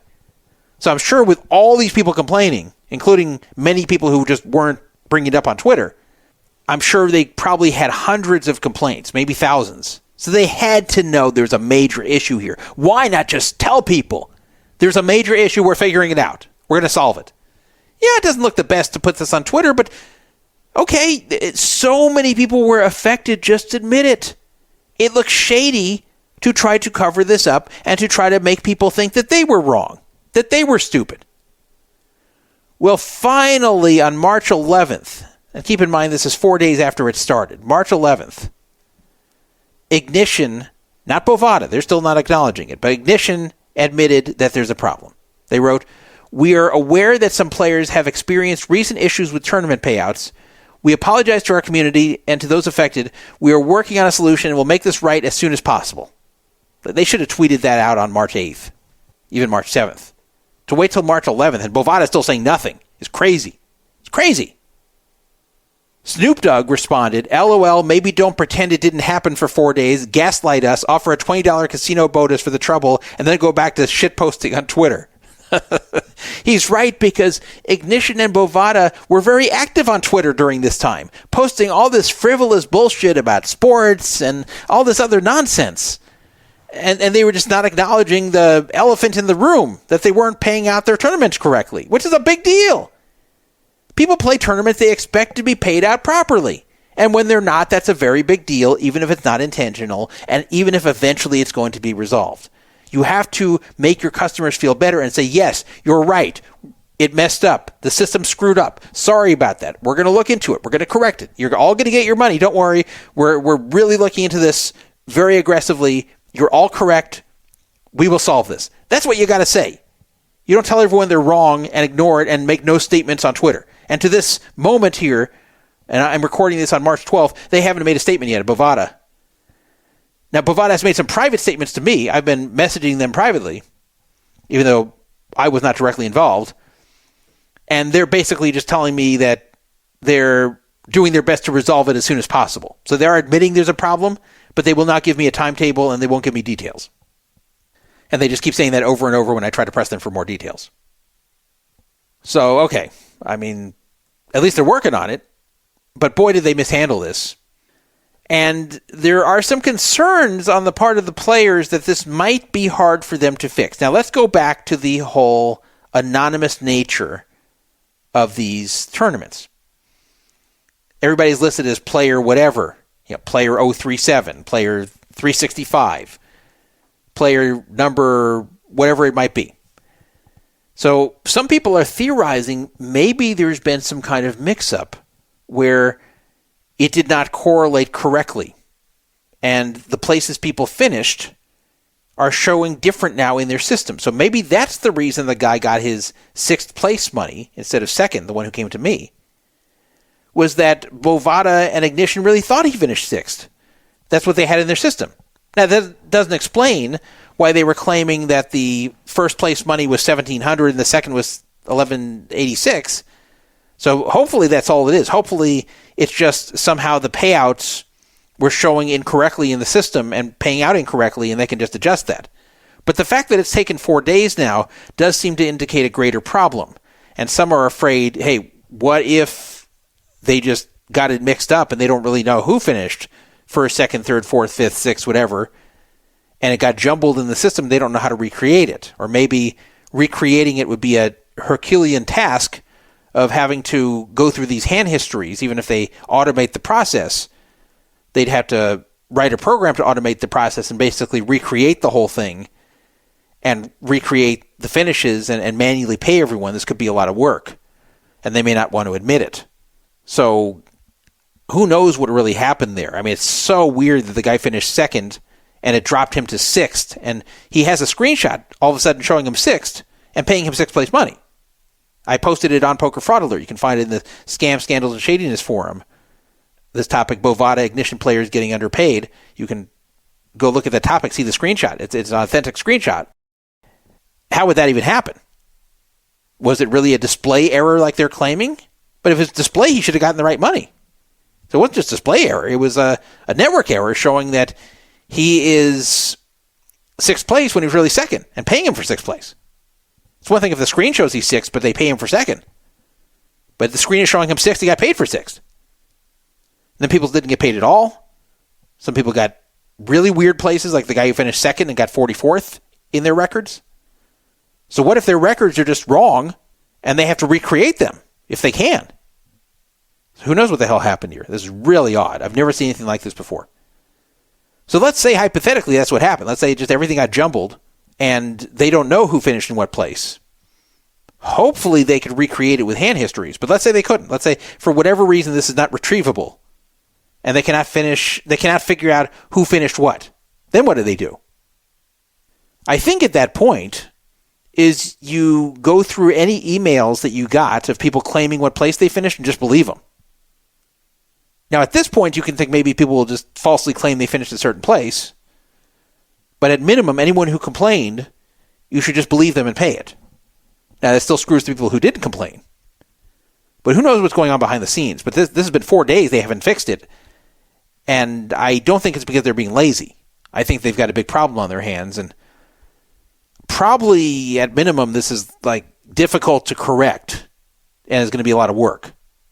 What a mess. And boy, are they handling it wrong on the support side and the publicity side. Just come forward and say, yeah, this is going on and we're going to fix it. What Ignition said is fine had it not been 3 days later. And if their support hadn't been, as Snoop Dogg said, gaslighting everybody, which they were. It's crazy. I mean, imagine you finish 2nd for 4,600 and you're talking to support when you get underpaid by 3,500 and showing you 6th. And you're like, okay, look, here's a screenshot, and here's me finishing 2nd, and you're showing them all the evidence. They're like, no, you're wrong. Sorry, you know, I know this isn't what you expected, but you're wrong, and you're right. I mean, think how this dude must have been tearing his hair out with that type of conversation. Amazing, absolutely amazing that this went on. for days before they're like, oh, yeah, there might actually be a problem. Oh, yeah. So the thousands of complaints we got from people who didn't get paid right? So, wait a minute. They didn't actually get paid right? It wasn't like thousands of people making the mistake? Oh, what a shock. Oh, and there's one other potential issue. If this guy who finished second got 6th place money, and the other guy who finished second got 44th place money, then who was getting the 2nd place money? Perhaps someone who didn't deserve it? Perhaps someone who got a lower finish? So they may have to claw back money that was erroneously paid to people. So maybe they paid some people too much. Now, from that one screenshot I was shown where they were told that the whole prize pool was lower than it actually was, then nobody got paid enough. But I don't think that's necessarily true, because if somehow the prize pool was erroneously disclosed there, I think that it wouldn't have been the exact amount to the penny. Like, what's the chance that in this incorrect prize pool that second place would be $1,186.95, which is exactly what 6th place money was in the correct payout? So I don't know what the hell that support person was saying, but I don't know. Maybe some people got the 2nd place money that finished lower, and now they don't know what to do about that either. So you'd think in most cases they could claw it back, which is fine. You know, if you got paid too much for a tournament and then the site takes it back from you, they have every right to do that. But maybe some of these people went and took it to the high-stakes table and chucked it off, and at that point they can't get it back. You can't tell the person, hey, deposit this money back that we erroneously gave you. So it could be a gigantic mess like that, too. Maybe they gave some big payouts to people who didn't really earn the big payouts, and then the people lost the big payouts at the poker tables, and now they're like, oh, shit, yeah, now what do we do? But I think they got to just eat it. Might be a lot of money, but whatever it is, it's probably not easy. Very weird and handled very poorly. So 2 negative stories here about Bovada and Ignition. Things are not going well over there at the moment. If you can't access online poker where you are, I don't even know where to play, because Bovada Ignition is having major issues, as you've seen from these 2 topics, and ACR, as we're going to cover on an upcoming topic, is also having issues, and they've been having issues for a very long time, and they're hard to trust. So where the hell do you play? Where the hell do you play? That's a good question. There are the sweepstakes-style sites like Club WPT Gold, which is new, and Global Poker, but those are kind of weird. Those are a whole different matter entirely. ACR and Bovada do pay you in that you can withdraw your money fairly quickly from them. That's the one good thing about those 2 sites that still remains to this day, especially Bovada and Ignition. But boy, a lot of shady stuff's going on with those sites. I don't know if you could really trust them now, sadly. Bad state of online poker now for sure. I'll let you know what ends up happening with this whole tournament issue. Hopefully it gets fixed soon. Hopefully I'll have good news to report with that. I have been pressing that on Twitter as well. And one final thing I want to put out here. Poker.org did an article about this. We covered it first. We were the first poker media to cover this matter with the tournaments. The only other place you could find discussion of it was just in a 2+2 forum about Bovada in a particular thread, but it wasn't very prominent. But I was the only poker media at all to cover this. Then a short time after, Haley Hintz of Poker.org covered it. So props to her and Poker.org for doing that. But Poker News has not covered it yet. Card Player, which is under new management, has not covered it. Every other site that does Poker News has not covered it. And I don't think that's an accident, unfortunately. I think it's a matter of these sites not wanting to piss off Bovada and Ignition. Maybe I'm wrong, but that's kind of the way it feels, because these sites do affiliate deals and all that. Now, the weird thing is Poker News doesn't even have a Bovada or Ignition affiliate deal as far as I can see, so I don't know why they're not covering it. But when I see a big story like this and it's barely covered by anyone else, that's not a good look for poker media. It really is not. This is something that should be widely covered, widely discussed everywhere, and it's not. This is a bigger story in general than the 87K issue that I just covered before. At least that was only affecting the people who bet on a particular prop bet. This was a wide problem with tournaments there. That's a big story. And the fact that it's not getting any coverage in most places is a big problem, in my opinion. And that's why you should follow me, follow Poker Fraud Alert, listen to the show, read the forum. If you want the actual unbiased news going on in poker and gambling, where I have no incentive to cover up anything or not report anything or report anything differently than it really is, because I have no affiliation with anybody, and I won't. So that's another reason to follow this site and show. Texas Card House regular Mark Toulouse, who is a Canadian and Texas poker player. He's originally from the Toronto area and then moved to Texas in what seemed like his retirement. He was an older guy. He passed away during a tournament at Texas Card House Dallas, which is pretty unusual. In fact, I'm surprised this doesn't happen more often because there are a number of older players, and there's a lot of poker players who just aren't in very good health. And a lot of them spend a lot of time in the card room, and a lot of them spend time playing tournaments, and yet we do not have many people passing away actually at the table. But we actually had one with Mark Toulouse at Texas Card House Dallas. I think some of the reason that we don't have that many tournament players passing away in the tournament is because if you are feeling very sick, then you're usually not going to register for a tournament. So that's probably what is limiting the numbers. But anyway, this is what occurred. And I was actually the first one to bring this story out to the world. I got a report that Mark Toulouse, who's also known as Doc, now I thought it was because he's called Doc because he was a professor in Toronto prior to retiring, but also because he looked like Doc Brown from Back to the Future. And he kind of did, if you could look at a picture of him. Anyway, he was 73 years old. He was a popular player in the Texas poker scene. Everybody that has spoken to me about him has said they liked him. And he did play a lot of poker, especially since his retirement in 2017. So he moved to Texas for whatever reason after living what looks like most of his life in Toronto and played a lot of poker. Texas Card House was holding a $300 buy-in no-limit hold'em tournament, and this was either on March 2nd or March 3rd. I think he was on March 2nd. So they're holding a $300 buy-in no-limit hold'em tournament. They got 1,649 entrants, so very good response to that tournament. And during the tournament, on day 2, Mark collapsed and was taken to a local hospital and passed away. I don't know how fast that occurred regarding him passing between, when he passed out at the table when he collapsed. I don't think it was an instant death, but it was very soon afterwards.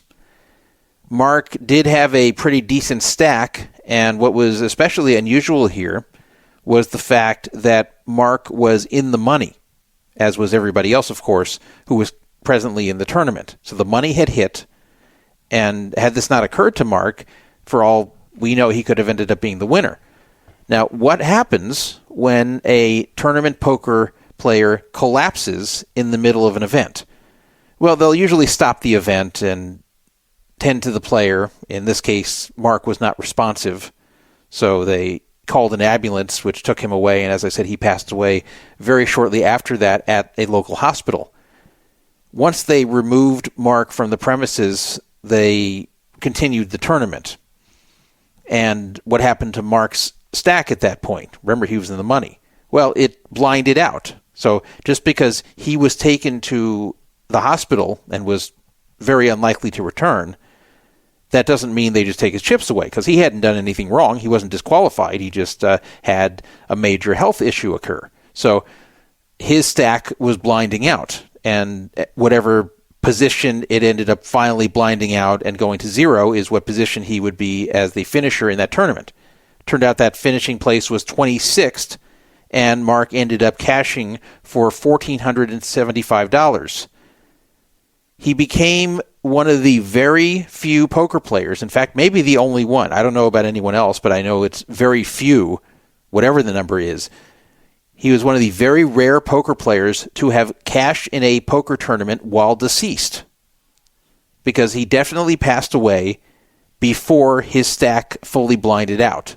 Again, I don't know the timetable of how long it took for him to pass away, but he wasn't brought to the hospital and survived a long time on life support. He passed away very quickly after being removed from Texas Card House and being brought to the local hospital. So it did occur before his stack had blinded off. So he actually did cash in the tournament while he was deceased. And that's very, very unusual, because for that to occur, you would have to pass away or be removed because of a major health issue was going to lead to you passing away, like what happened to him, while you were in a tournament and either in the money or close enough to the money to where your stack is going to make it by blinding off. It'll make it to the money or already be there. So he was already in the money, so it just kept blinding off, and he ended up cashing in 26th place. So that's very, very uncommon. I guess that's something that'll be in the record books, if there were any for poker. There should be poker record books kept. Truthfully, it should be like a little record section of everything, a little oddities in poker. You know, both the big records, like who has the most bracelets and who has the most circuit rings, stuff like that, and also just odd facts in poker of certain things that have happened that are unusual, that people hold some kind of record or unusual accomplishment, if you want to call it that, where it's unlikely to be duplicated again, or there's very few of them. So definitely Mark Toulouse is one of the few and maybe the only tournament player to have actually cashed while deceased in a tournament. A little bit of information about him, in case you're curious. He was last employed at Emmanuel College of the University of Toronto. He retired in 2017, and as I said, he was a professor there. He did have some pretty decent Hendon Mob results, considering that most of it came after his retirement in 2018. So he was an older guy. He was 73 years old when he passed, but this isn't the guy who's got Hendon Mob results that are spanning way back to the 90s or the 80s or something. His first Hendon Mob result was from the Fallsview Poker Classic in Canada in 2014, when he was already 62 years old. And almost all of his results, that is all of his results except for 4 of them, came starting 2018 all the way through his final cash at the $300 event at Texas Card House, where it's showing 27th on Hendon Mob. I showed 26th in the information I was sent. Doesn't really matter. It's the same cash of $1,475. So that was a pretty impressive number of cashes he built up.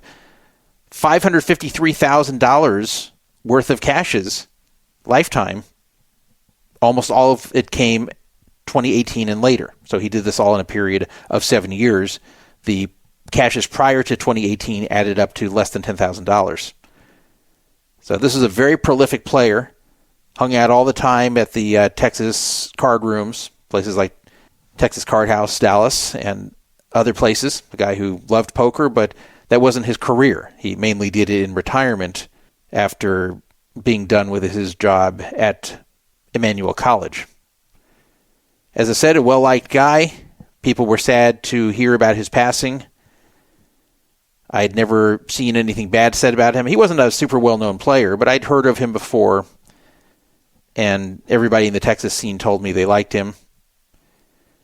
Cerveza Fria on the Poker Fraud Alert forum wrote, "If you're going to go, why not go doing what you love?" Yeah, I think that Mark Toulouse, even though I never met him or knew him, I would have to think, given his love of poker in retirement, if you had to have him pick the way he would like to die, I would think playing poker would probably be near the top of the list. I'm sure he probably didn't want to die at 73, but especially, he was healthy enough to show up and play. So I'm pretty sure it was a big surprise to him as this was happening. This wasn't someone who was on the verge of death, to my knowledge. He was just probably an older guy whose heart gave out, and it happened at the poker table.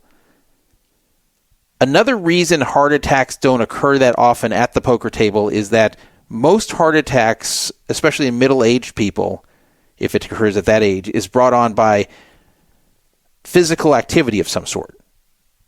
You're much more likely to have a heart attack if you are doing something physical. That's why a number of people die each year shoveling snow.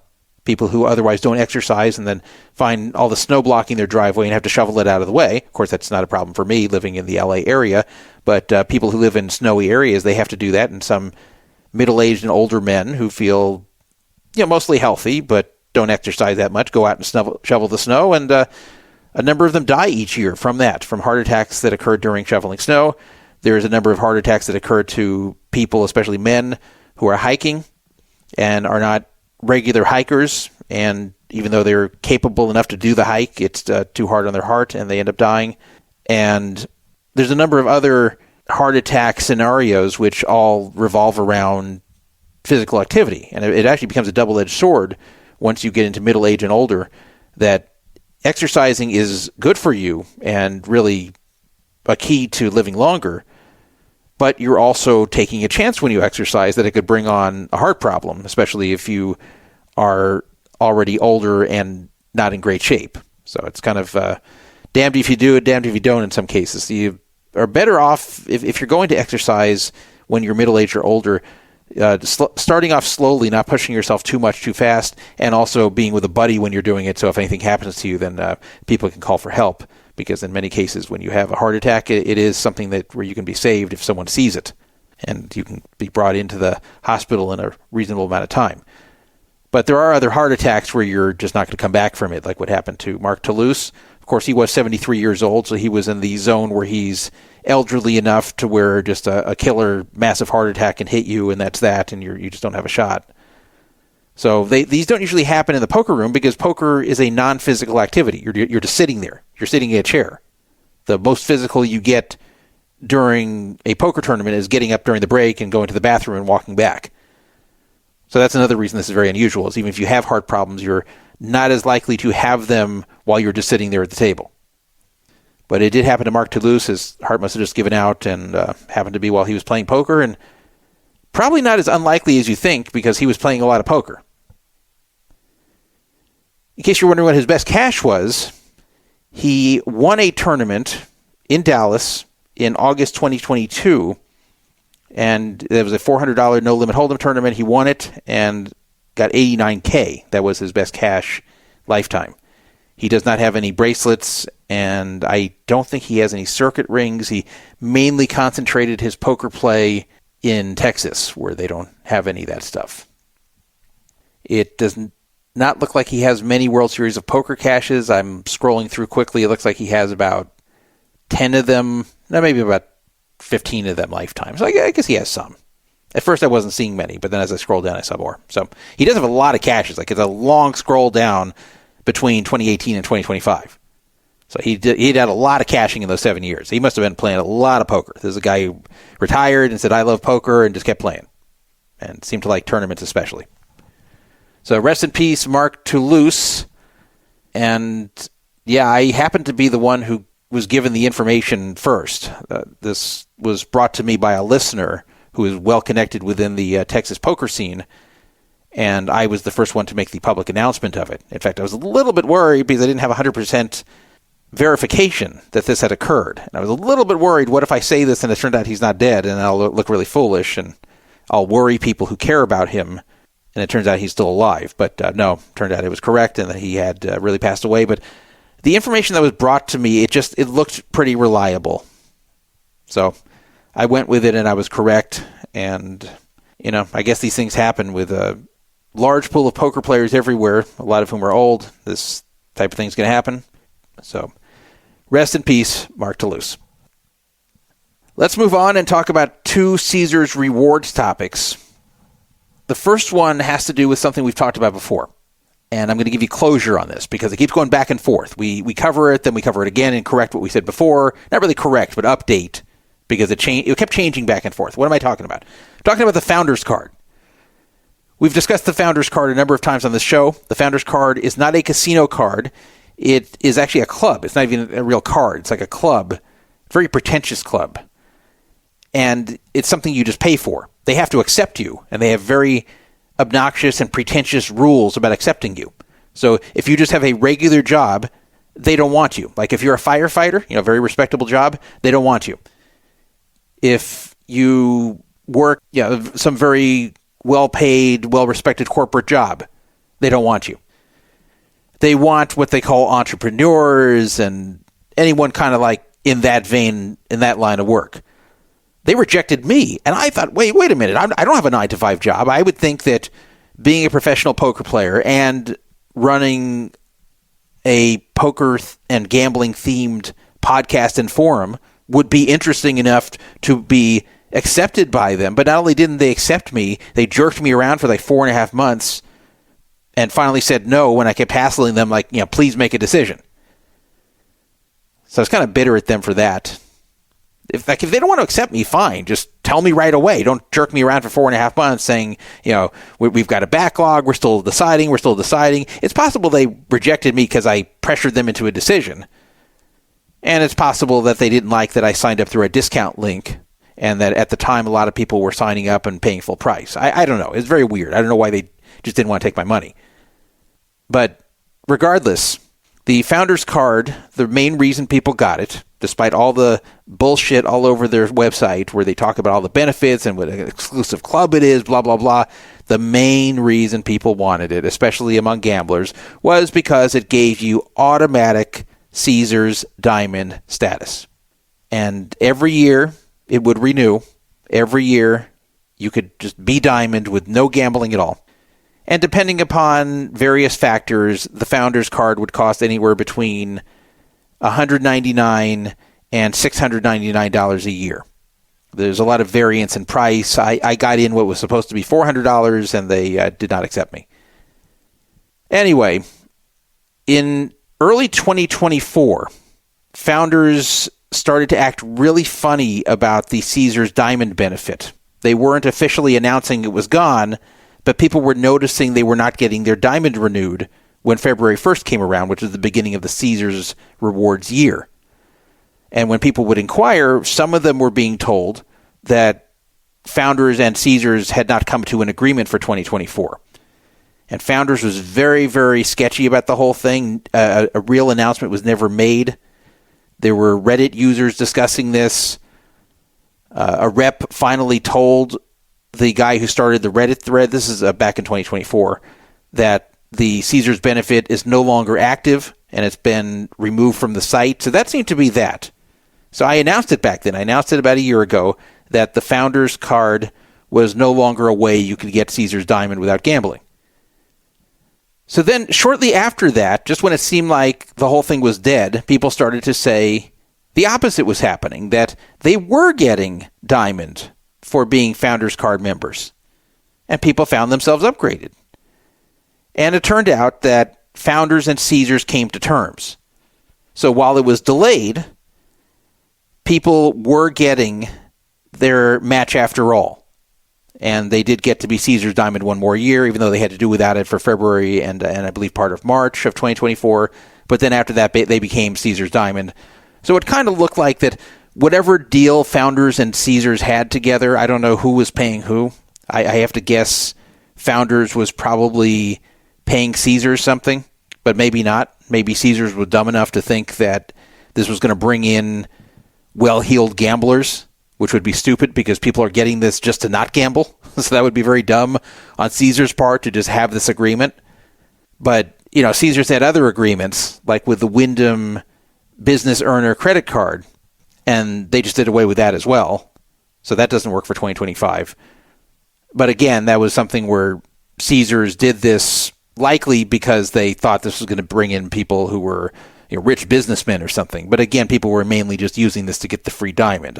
Like Caesars just doesn't understand this. They don't understand when they give people a path to get free Diamond without gambling, then you're going to have a lot of people who will reveal this on the internet and people will take advantage of it, which of course makes sense. And those people are not going to gamble. Those are the customers they don't want, the ones who get to Diamond that way. Now, some of them gamble anyway, but a lot of them don't, or a lot of them barely gamble. So I don't know what was going on between Founders and Caesars, but whatever it was, they almost didn't come to terms in 2024, and then they did late, and Founders gave people their Diamond. Well, that is finally finished. In February 2025, it was announced that there is no longer going to be a Caesars match with Founders, And this time it was very clear, and it looks like it's permanent.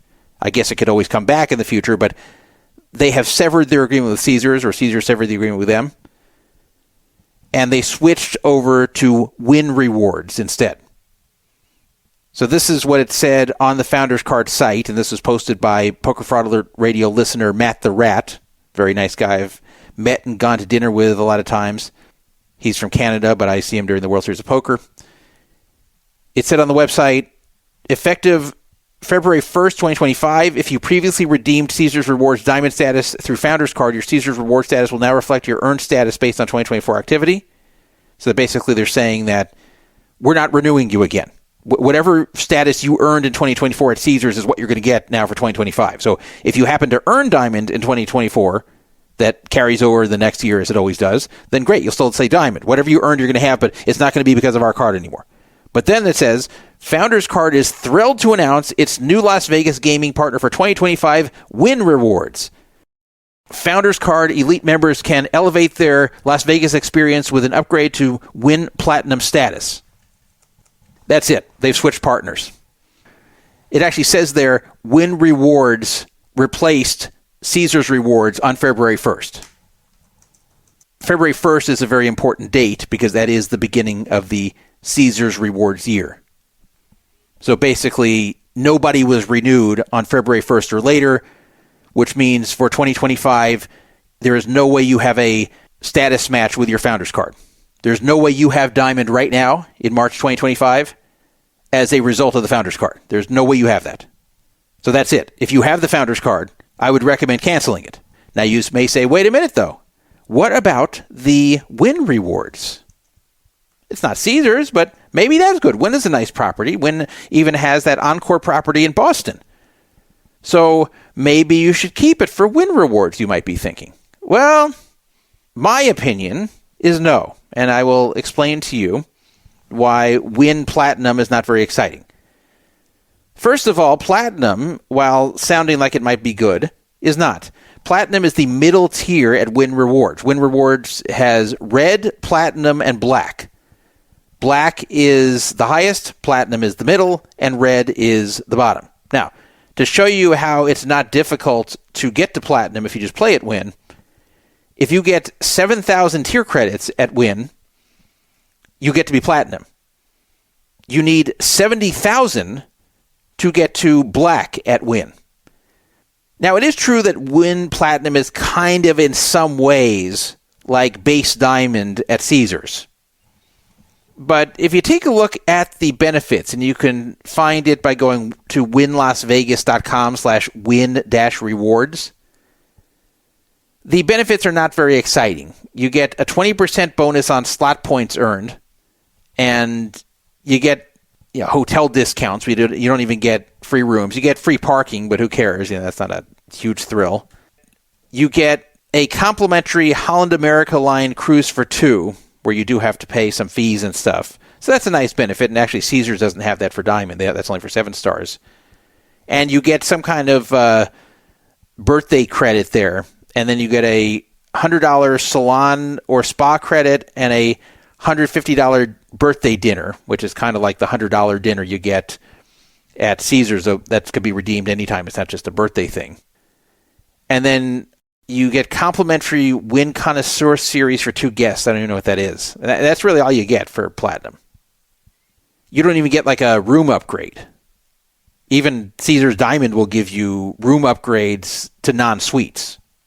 So if you're a Diamond or higher at Caesars properties, they will typically upgrade you, if available, to non-suite rooms, even if you book something lower. They won't even do that at Win with Platinum. Notice you are not saving resort fees. That's the big difference. With Caesars Rewards, you save the resort fees. You never pay a resort fee when you're Diamond. And at Win, that's not true. In fact, it looks like even at Black, that's not true. It looks like they just don't have that complimentary resort fees that's done through your tier level. As far as the lines, it doesn't even look like you get any kind of priority lines with Platinum. You don't even get complimentary late checkout, which you would get with Diamond. You get 1 p.m. checkout with Diamond in Vegas. You do not get that with Win Platinum. So you don't get any kind of priority seating at restaurants, none of that stuff for Platinum at Wynn. It's like a very middle tier that has some resemblance to base diamond. So you're really not getting much if you just think about it. Just think of the stuff I told you. None of this is very exciting. So you definitely would not want to maintain the Founders card just to get these lousy benefits. So I would just cancel it. I would cancel it before they bill you again if you have the Founders card. You may want to ask me, okay, Founders card is gone and the Wyndham credit card is gone as ways to get to be diamond at Caesars without playing. Is there any other way? Is there any other way to get diamond without earning it? Really, the only answer is if they're doing a status match, you can do it, but you can only do it once, and it only lasts for a year, and presently, you have to have a new Caesars Rewards account, so you can't even do it once if you already have an account, even if you've never done one before. If you had an account prior to right now, then you will not be able to match anyway.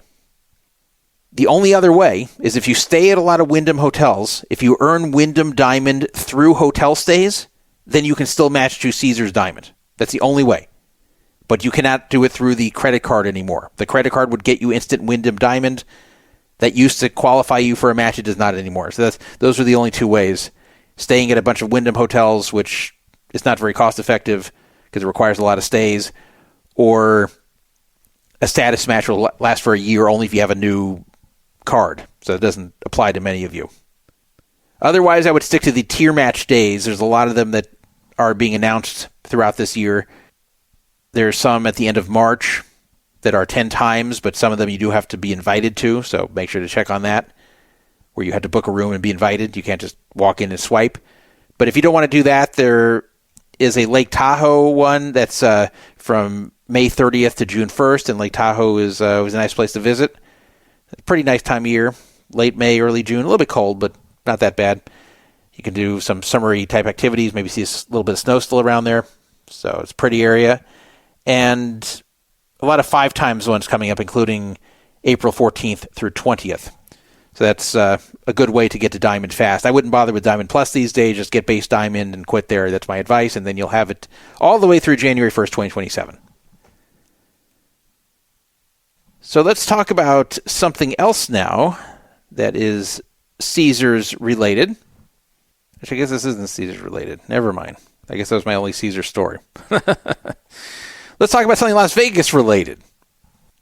The Las Vegas Convention and Visitors Authority, which is a city government organization, has spent $8.25 million of taxpayer money to put a patch on the uniform of the A's.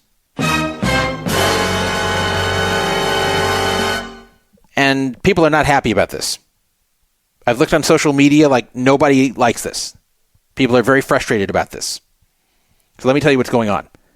If you remember, the Oakland A's have left Oakland. In fact, I made a trip to Oakland, and Benjamin was with me, and we saw the Dodgers play in Oakland for the final year because the A's were leaving. There's mostly Dodger fans there, by the way, which is kind of funny. But the A's are gone from Oakland. The A's, starting this year, in fact, very soon because baseball season is almost here, the A's are going to be playing in Sacramento. They'll be playing in Sacramento in 2025, 2026, and 2027. So where will they be after that? Well, it's not set in stone yet, but it's still looking like Las Vegas. And it's still looking like it's going to be on the Tropicana site where the Tropicana once stood and was blown up back in October 2024. That's the plan at the moment. But the stadium will take some time to build, so the A's are going to be playing in Sacramento. So I thought for these 3 seasons that they were going to be called the Sacramento A's. Makes sense. You know, Sacramento already has a pro team in a major sport, the Sacramento Kings in the NBA, so I thought they'd have a second team for a few years. Well, kind of. They're not going to be called the Sacramento A's, which is stupid, because that's where they are. If you remember in 2005, when Hurricane Katrina hit, the arena where the New Orleans Hornets were playing, it was destroyed by Hurricane Katrina, and it was during the NBA season. So in order to, or I think it was right before the NBA season, but whatever, they moved over to a totally different city. They moved over to Oklahoma. And that's actually what caused the Oklahoma City Thunder franchise to be created, because the New Orleans Hornets were so popular in Oklahoma, which they didn't expect that Oklahoma City could support an NBA team, but it was so popular over there having an NBA team, one that wasn't even that great, that they ended up creating an expansion franchise there when the Hornets went back to New Orleans after the arena was repaired. So the reason I'm mentioning this is that when they were in Oklahoma, they were considered the New Orleans, Oklahoma Hornets. That was actually what they were referred to as. That wasn't just a way people talked about them. That was their official name, was the New Orleans, Oklahoma City Hornets, and they played actually 2 seasons there, the 05-06 and 06-07 seasons.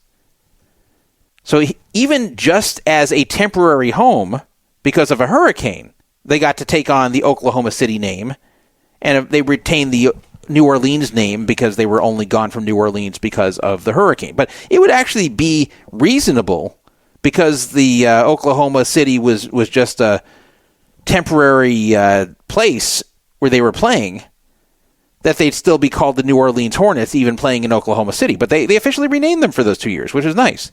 But they will not do that for the A's. The A's are not going to be the Sacramento A's. Now, are they going to be called the Las Vegas A's? No, because it is not set in stone that they are really coming to Vegas. So what are they called? They're just called the A's. And if you look on the schedule for Major League Baseball, it just says A's. Everything else has an abbreviation related to the city where the team is. So like NYY for New York Yankees, LAD for Los Angeles Dodgers, LAA for Los Angeles Angels, even though it's bullshit because they're not really in Los Angeles, they're in Anaheim. Or SDP for San Diego Padres, STL for St. Louis Cardinals. So you have those abbreviations, and then you get to the A's, it just says A's. It's the only team listed that way. So they are like a cityless team. They're just the A's. They're playing in Sacramento. They're not the Sacramento A's. They're not the Oakland A's. They're not the Las Vegas A's. They're not even the Salt Lake City A's, where they could end up going. Nope, they're just the A's. Despite that, they are going to be wearing a Las Vegas patch. Every uniform is going to have a Las Vegas patch on it. Why? Why would they have a Las Vegas patch if they are not going to be called the Las Vegas A's for the next 3 years? Well, that's because the Las Vegas Convention and Visitors Authority, which is, as I said, a government organization that uses taxpayer funds to promote tourism to Las Vegas. In fact, they're the ones that came up with the "What happens in Vegas stays in Vegas" tagline. They didn't directly come up with it, but they hired an agency to come up with it. And that was a successful ad campaign, of course. They've done away with it, by the way. But that's where that originated indirectly through them. So they are funded by taxpayer dollars in Las Vegas to promote Las Vegas. And they have pledged $8.25 million to the A's to wear a patch while they play in Sacramento, which is really dumb. The Las Vegas Convention and Visitors Authority claims that this will help promote Las Vegas, that people will look on TV, see the A's wearing this patch, and think of going to Las Vegas. But that's a stretch. That's really a stretch. People watching baseball are very aware Las Vegas exists. And they're also aware that the A's might come to Vegas. So you have in your head, when you think of the A's, if you know anything about baseball, which of course the fans watching baseball will know about baseball. This isn't just like the average person walking on the street. These are baseball fans who are going to be watching the A's, which is going to be a crappy team anyway. You're sitting there watching the A's, and you know the A's are not in Oakland. You know they've left Oakland. So you may think of them kind of as the Oakland A's, but you know that era is over.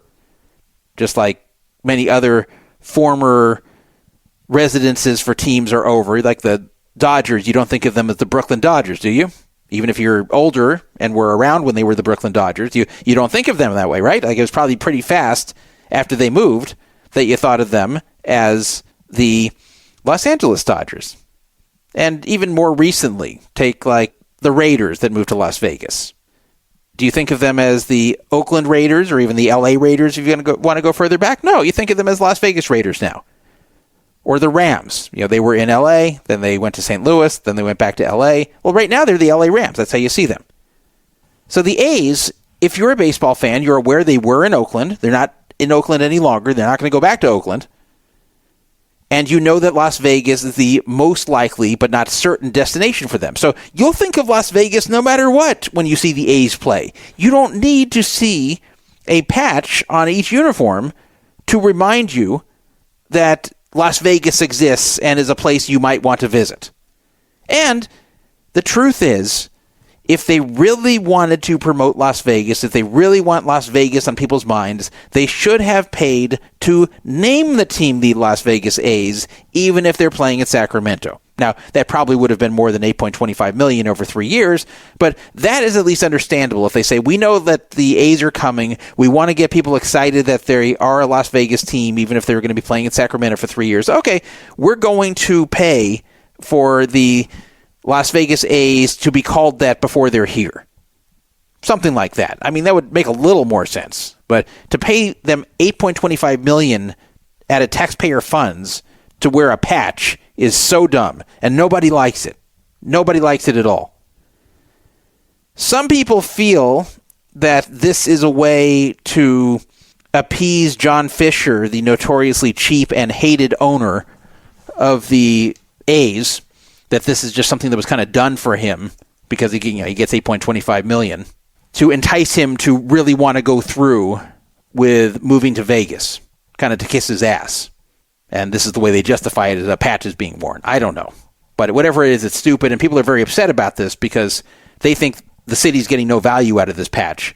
And $8.25 million, which is not huge money, but still, it's city money. Like, from the federal budget, that's a drop in the bucket. But when it's city money, $8.25 million is something, and people are saying, look, there's a lot of things that could have been done with that $8.25 million, and a patch is not what the city needs right now.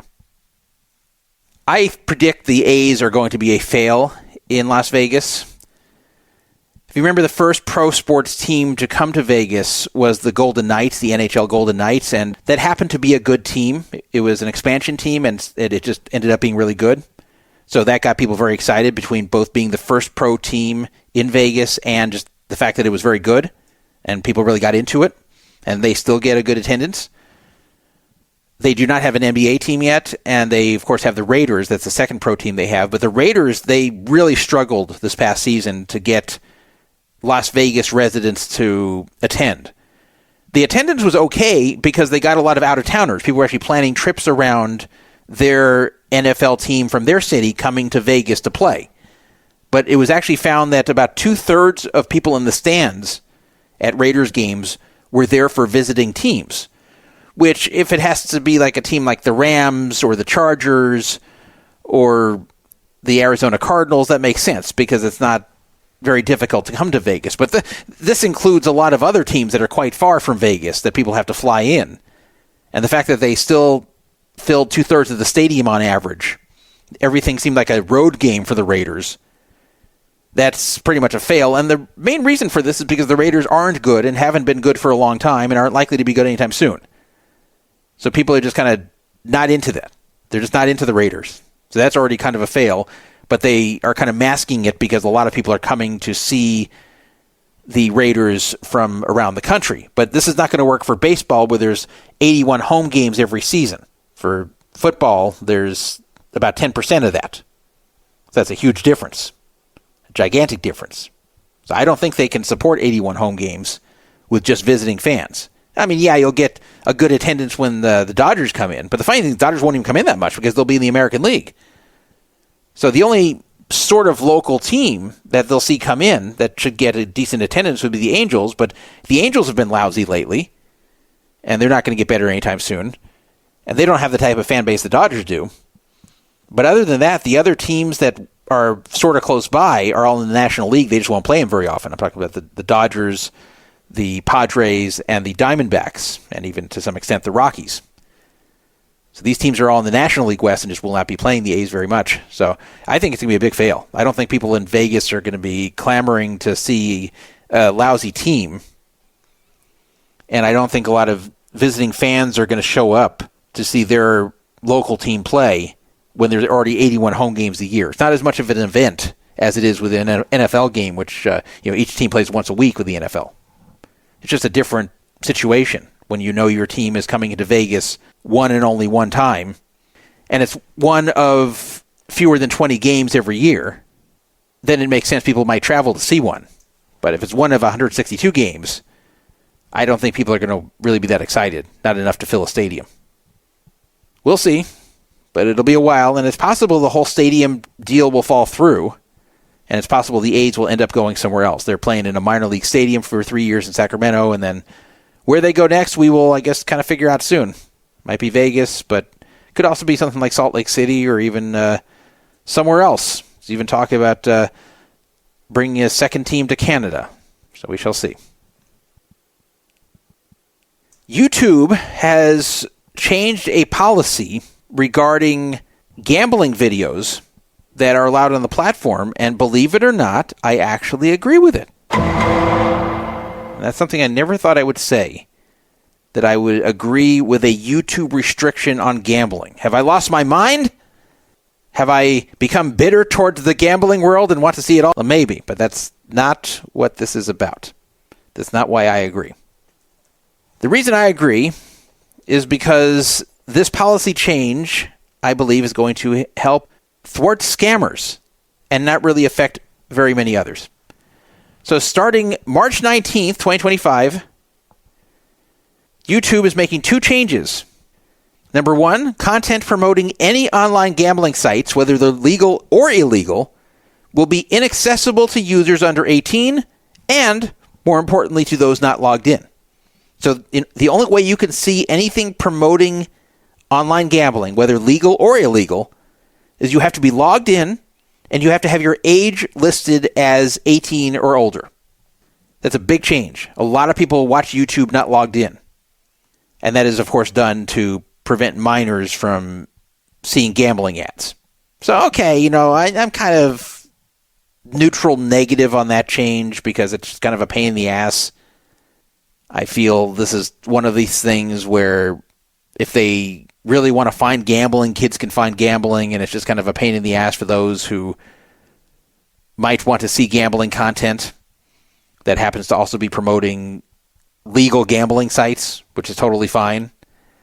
And now they won't be able to without logging in, which kind of sucks. So I don't love that change, but the second change I really like, and that is, number two, content promoting illegal online gambling sites will be banned completely. That if you attempt to promote any illegal online gambling site, your video will be taken down, and presumably you'll get a strike and eventually banned if you keep doing it. So why would I ever support that when I am a longtime player on illegal online gambling sites? Because when I say illegal, I mean ones that are just not regulated in the main market that they are being projected at. So, for example, Bovada in the United States is an illegal gambling site.